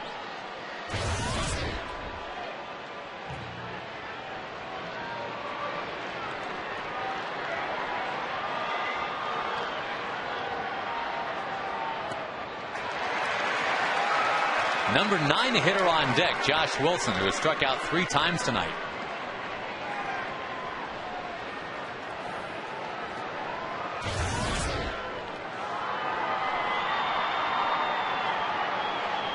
A 25-year-old Dutchman.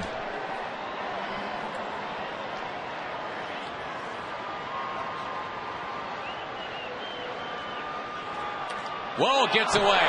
Bounces back. But no play for Matt Trainer. A wild pitch after all that to make it 7-5. And Strop, obviously a long shot to be on that postseason roster anyway. That is not helping his cause right there. He just thrown Hallman a good slider to get him to swing at it. I'm sure that's what he was trying to do again. But no, that was a fastball. That ball is just 2 feet outside. It's not even close. Infield's going to come in again now that it's second and third again. It's hard to tell where that pitch was, whether it was a slider or a fastball. I'm not exactly sure. That one's up. Rangers trying to at least come back and tie it so they can get C.J. Wilson off the hook. They come back to within 6-5 on the Cruz home run. Now it is 7-5 on a wild pitch.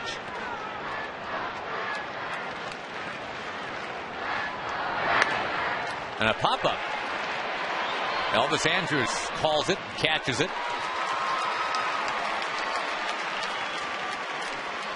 So basically twice with runners at second and third, Strop has made the pitches he's wanted to make.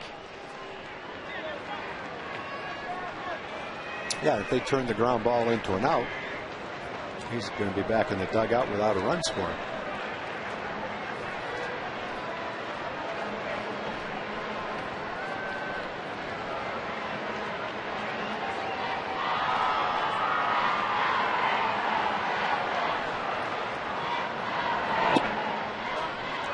First base is open, but that's Ichiro on deck. You want to take your chances here with Wilson, who's not put the ball in play tonight.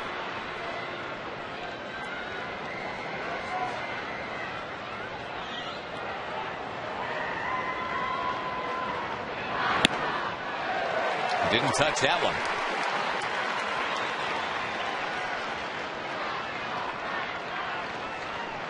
Seven runs, 10 hits for Seattle, 5 runs on 10 for the Rangers. The Rangers have stranded 8 tonight. Seattle only 3. All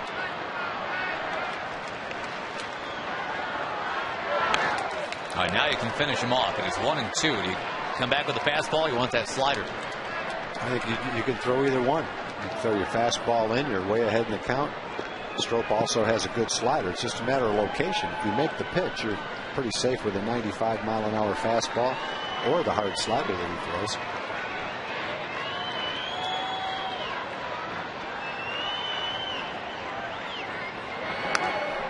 Fastball fouled off.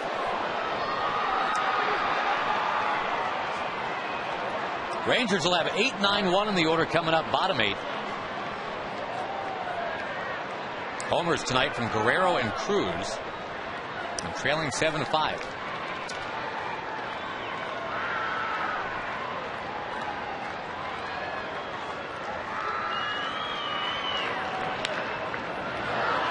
Again, into this crowd of close to 30,000 tonight.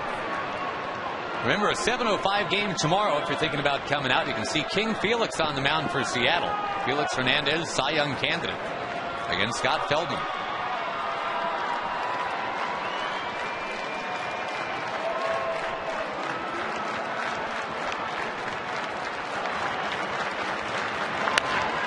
Another foul from Wilson. Off another fastball. And the good thing is that Strop's throwing strikes now. Nice catch in the crowd. And the handoff.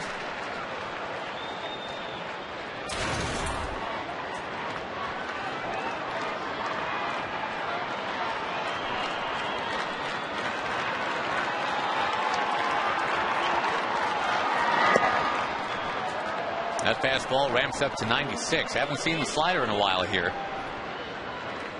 Again, Ichiro on deck.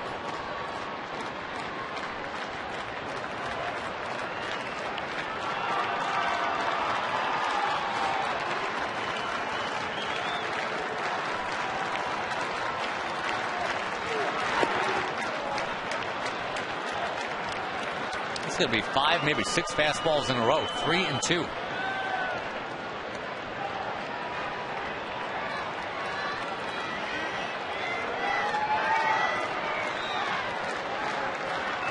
Now, if it gets to Ichiro, you'll probably see Ogando.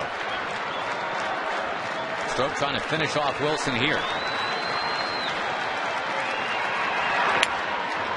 Another foul ball, and that time it was not the fastball.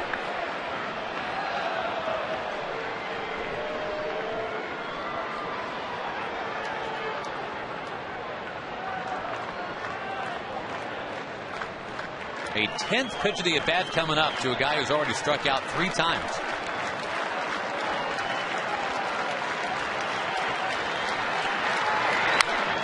Slugged in the air left center. And there is Bourbon. And that will do it for the inning. Ichiro left on deck. 7-5, and the Rangers coming up.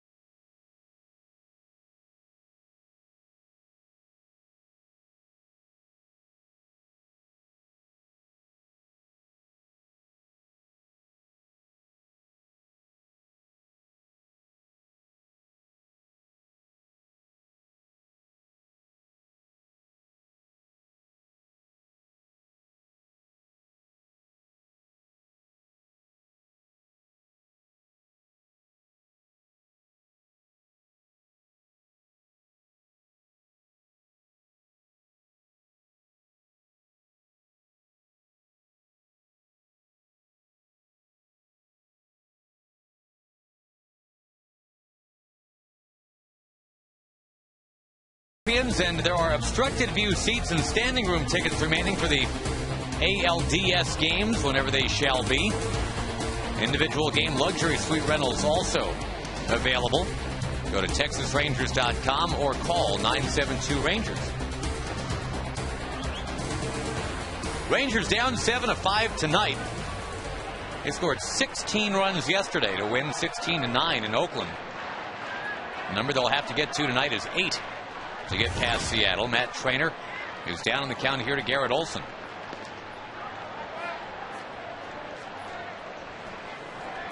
Action in that Seattle bullpen behind Olson. But he's their guy for now, facing Trainer, who's 2 for his last 2 after being 2 for his previous 23.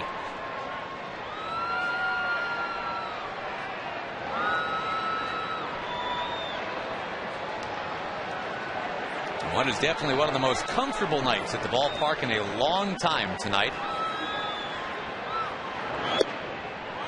Game time temperature was 72. It's got to be, what do you figure, about 60, 62 right now? Yeah, I think it was like 61 when we got in last night.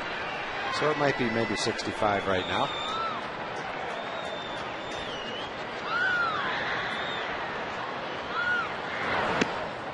Off speed, a strike to Trainer. Floated that changeup in there. 82 miles an hour.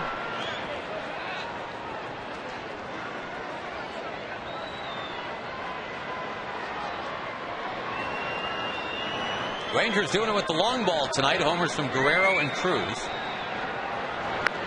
Check swing foul from Trainer.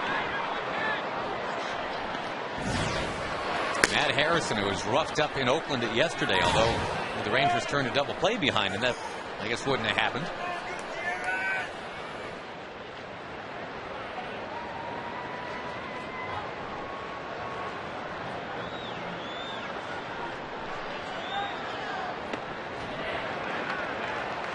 Julio Bourbon on deck.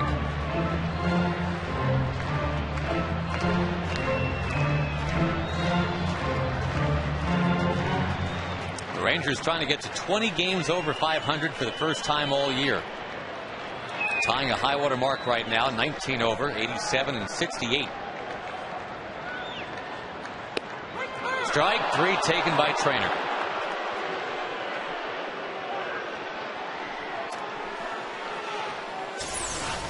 Now let's take a look. He dropped the curveball. Did he drop it in? Ooh, close. Could have gone either way. If I'm the hitter, I don't like that call, but if I'm the pitcher, I sure want it.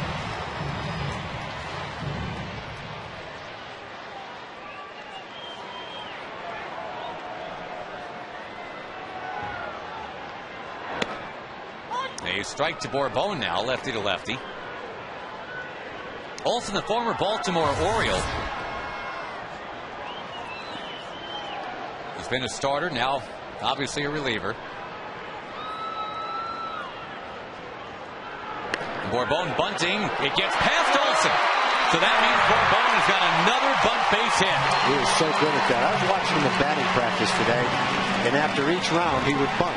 And every time he bunted, it was just like that, almost a perfect bunt. It's a little bit easier with a left-handed pitcher because they tend to follow through and fall off towards third base, which makes it more difficult for them to get back. Anderson didn't really fall off, but he favored the right side of the mound, and he just couldn't get there to backhand it with a glove on his right hand. Bourbon just continuing to perfect this play. What a weapon. No, go ahead and make that pitching change now. You got the righties coming up, Andrus and Young. So there'll be a new pitcher on the mound when we come back. The tying man will be at the plate for the Rangers. A 7-5 score here in Arlington. We'll be right back on Fox Sports Southwest.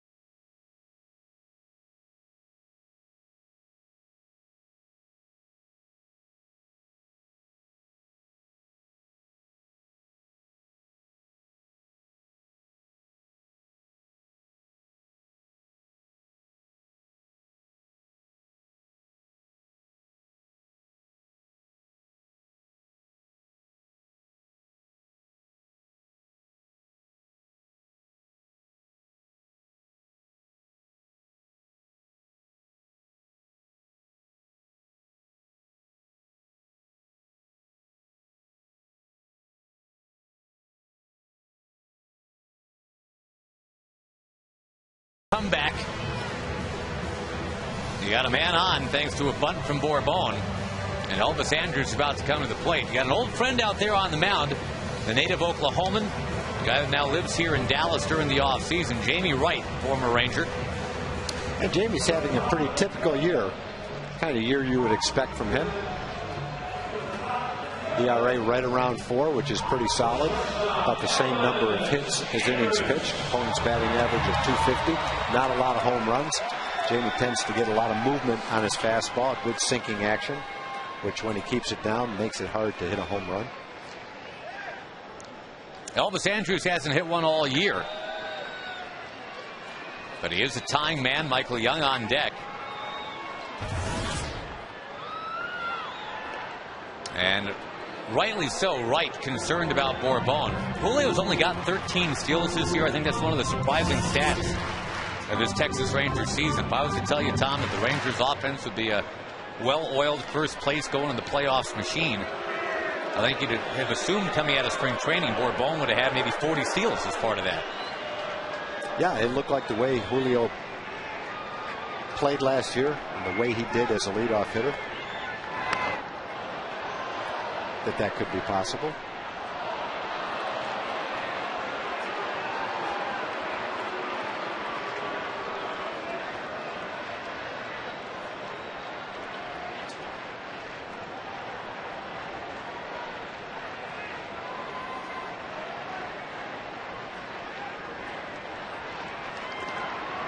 Another toss to keep Bourbon close, angering the crowd of 29,000 plus.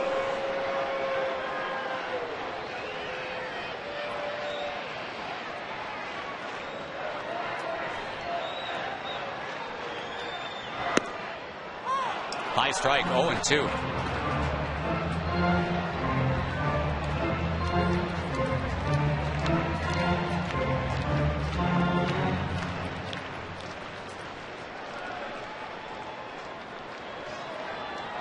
The veteran right against the 22-year-old Elvis Andrus, heading into the postseason.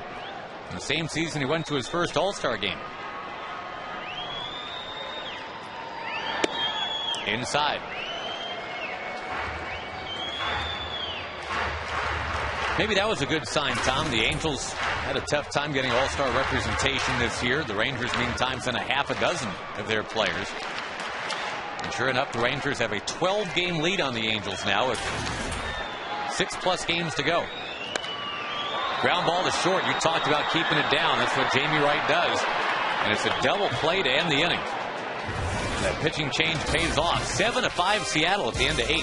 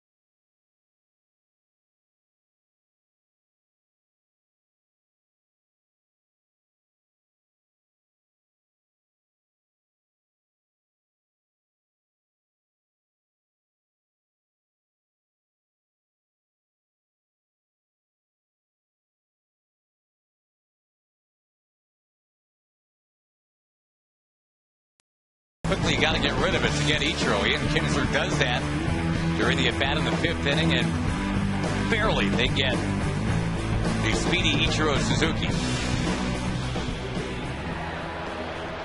Matt Harrison's going to take over, try to keep it 7-5. And part of this crowd of 29,381 is that one. Kind of watching the Rangers here. And poor Matt Harrison, Tom, had his ERA get pumped up after what happened to him in Oakland yesterday. Yeah, and it was kind of bad luck, really. If the Rangers had a chance to turn a double play. It might not have been an easy double play, but they had a chance to turn a double play, which would have gotten Matt out of the inning. They got one out, but couldn't get both of them. And then Matt didn't help his own cause. He walked a couple of batters, but he ended up giving up 5 runs. And with a little luck, he could have gotten out of that inning without giving up anything. So that was kind of unfortunate for Matt, really. And when you're getting a lot of your innings in relief, one bad inning like that can, you're right, really do a number to your ERA. Ichiro out in front. Now, Seattle hasn't scored more than 7 runs in a game since August 14th. It's been 6 weeks. There's one of those infield rollers. Gotta hurry. Got it. Well, Michael had no choice but to field the ball on the run like that. He couldn't wait. And over the last 4 or 5 weeks, he's been making this play one right after the other. charge it, catch it on a bad hop, and flip on the run accurately.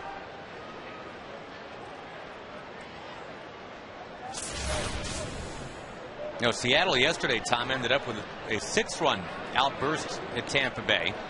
So with what they've done tonight, this is the most runs they've had in back-to-back games since around the 4th of July. Wow.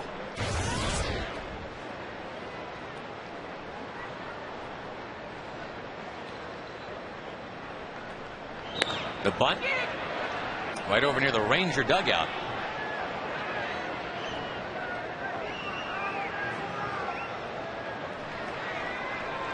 A content, very positive group right now. Don't leave Francoeur hanging, Derek. Come on. The 1-1 to Figgins. In there, 1-2.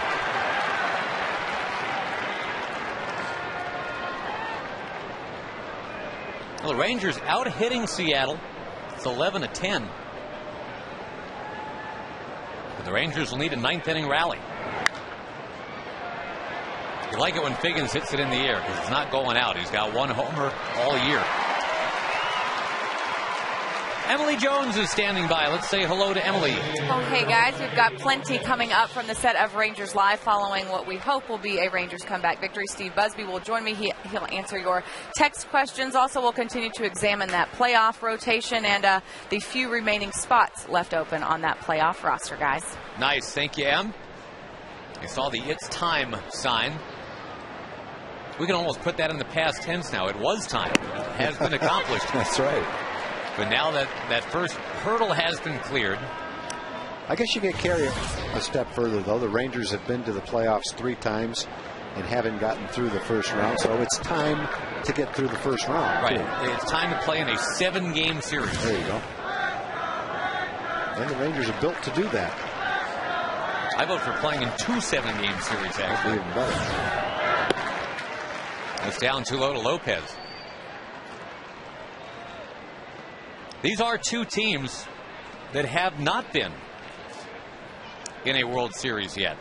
The Rangers have been in Arlington since '72. The Mariners came into existence a few years after that. Obviously, Seattle's come a lot closer.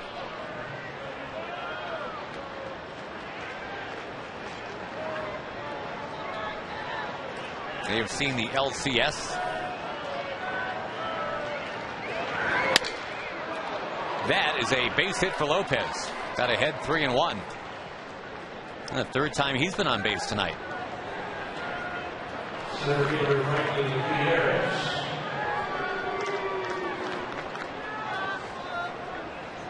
Ron Washington on his way to the mound. Wants the righty to face Gutierrez here in a 7-5 game. Ogando's been loosening anyway, so you might as well get him in. That'll be the matchup. Ogando and Gutierrez, it would appear. We'll be back in just a moment.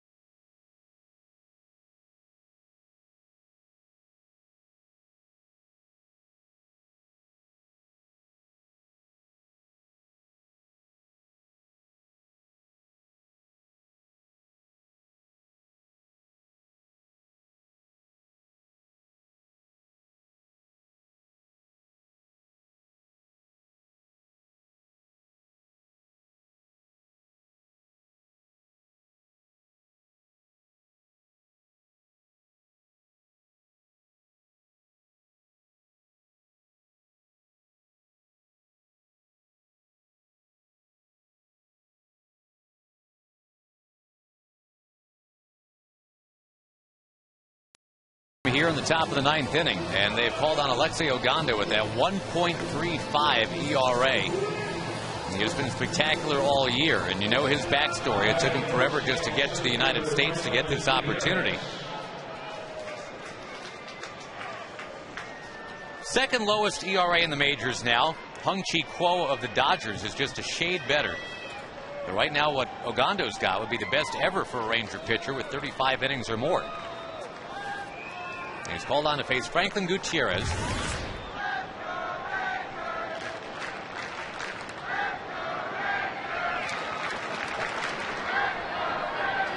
Two runs scored for Gutierrez tonight and a sac fly RBI. The big hit came from the man on deck, Justin Smoke, the former Ranger, a 2-out, 3-run homer in the 5th.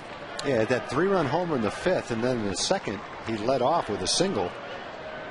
Led to a 2-run rally. A good game for Justin in this ball game.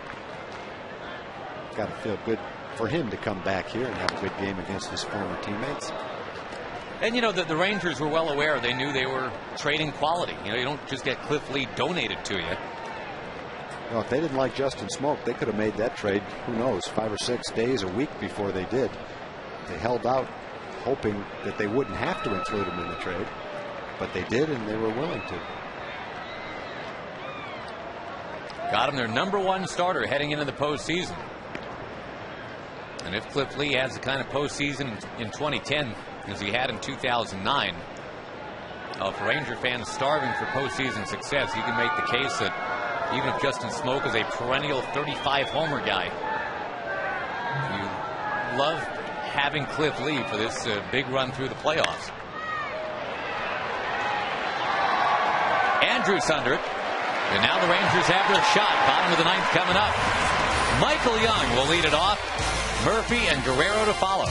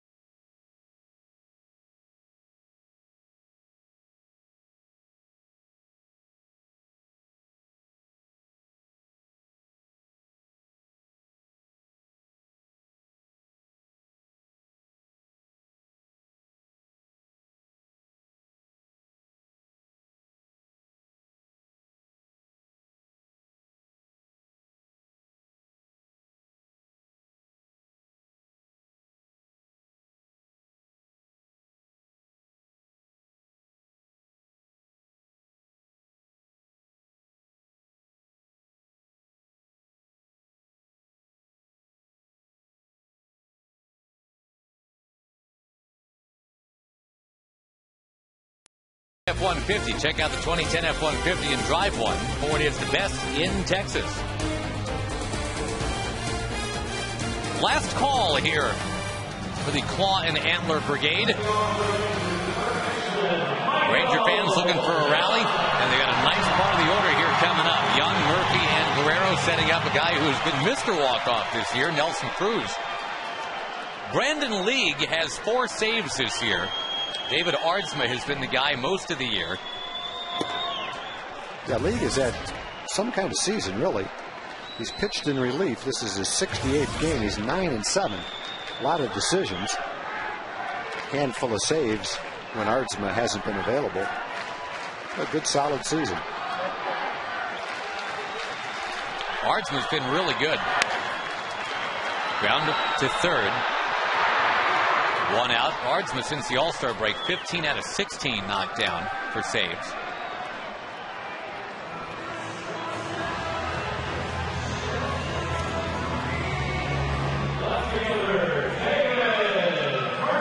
But now it's League's Phillies opportunity down the stretch here. Last time Martin got in the game, in fact, was against the Rangers about 9-10 days ago. Murphy takes on the outside corner.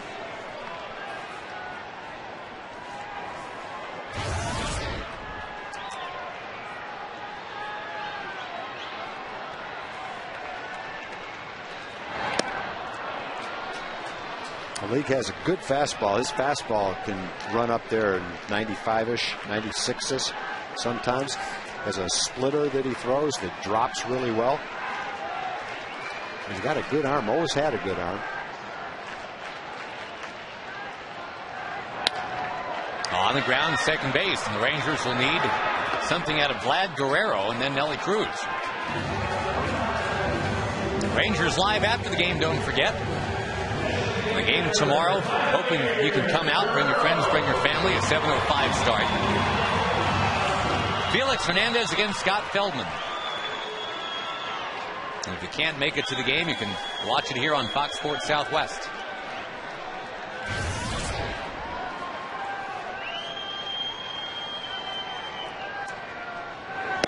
Vladdy a rip and a miss.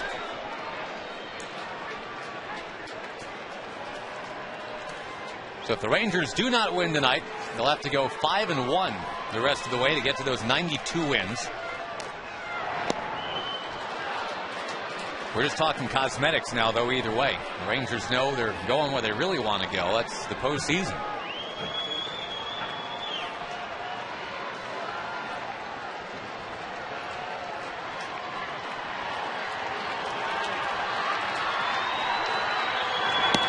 Got him. Brandon League ices the game for Seattle. Your final, Mariners 7 and the Rangers 5. But tonight, the good thing that happened, the Rangers unfurled the banner, proclaiming them the AL West champions here in 2010. Big crowd showed up to welcome the guys back, but the Rangers do lose by the final of 7-5. Rangers Live coming up. Please stay with us on Fox Sports Southwest.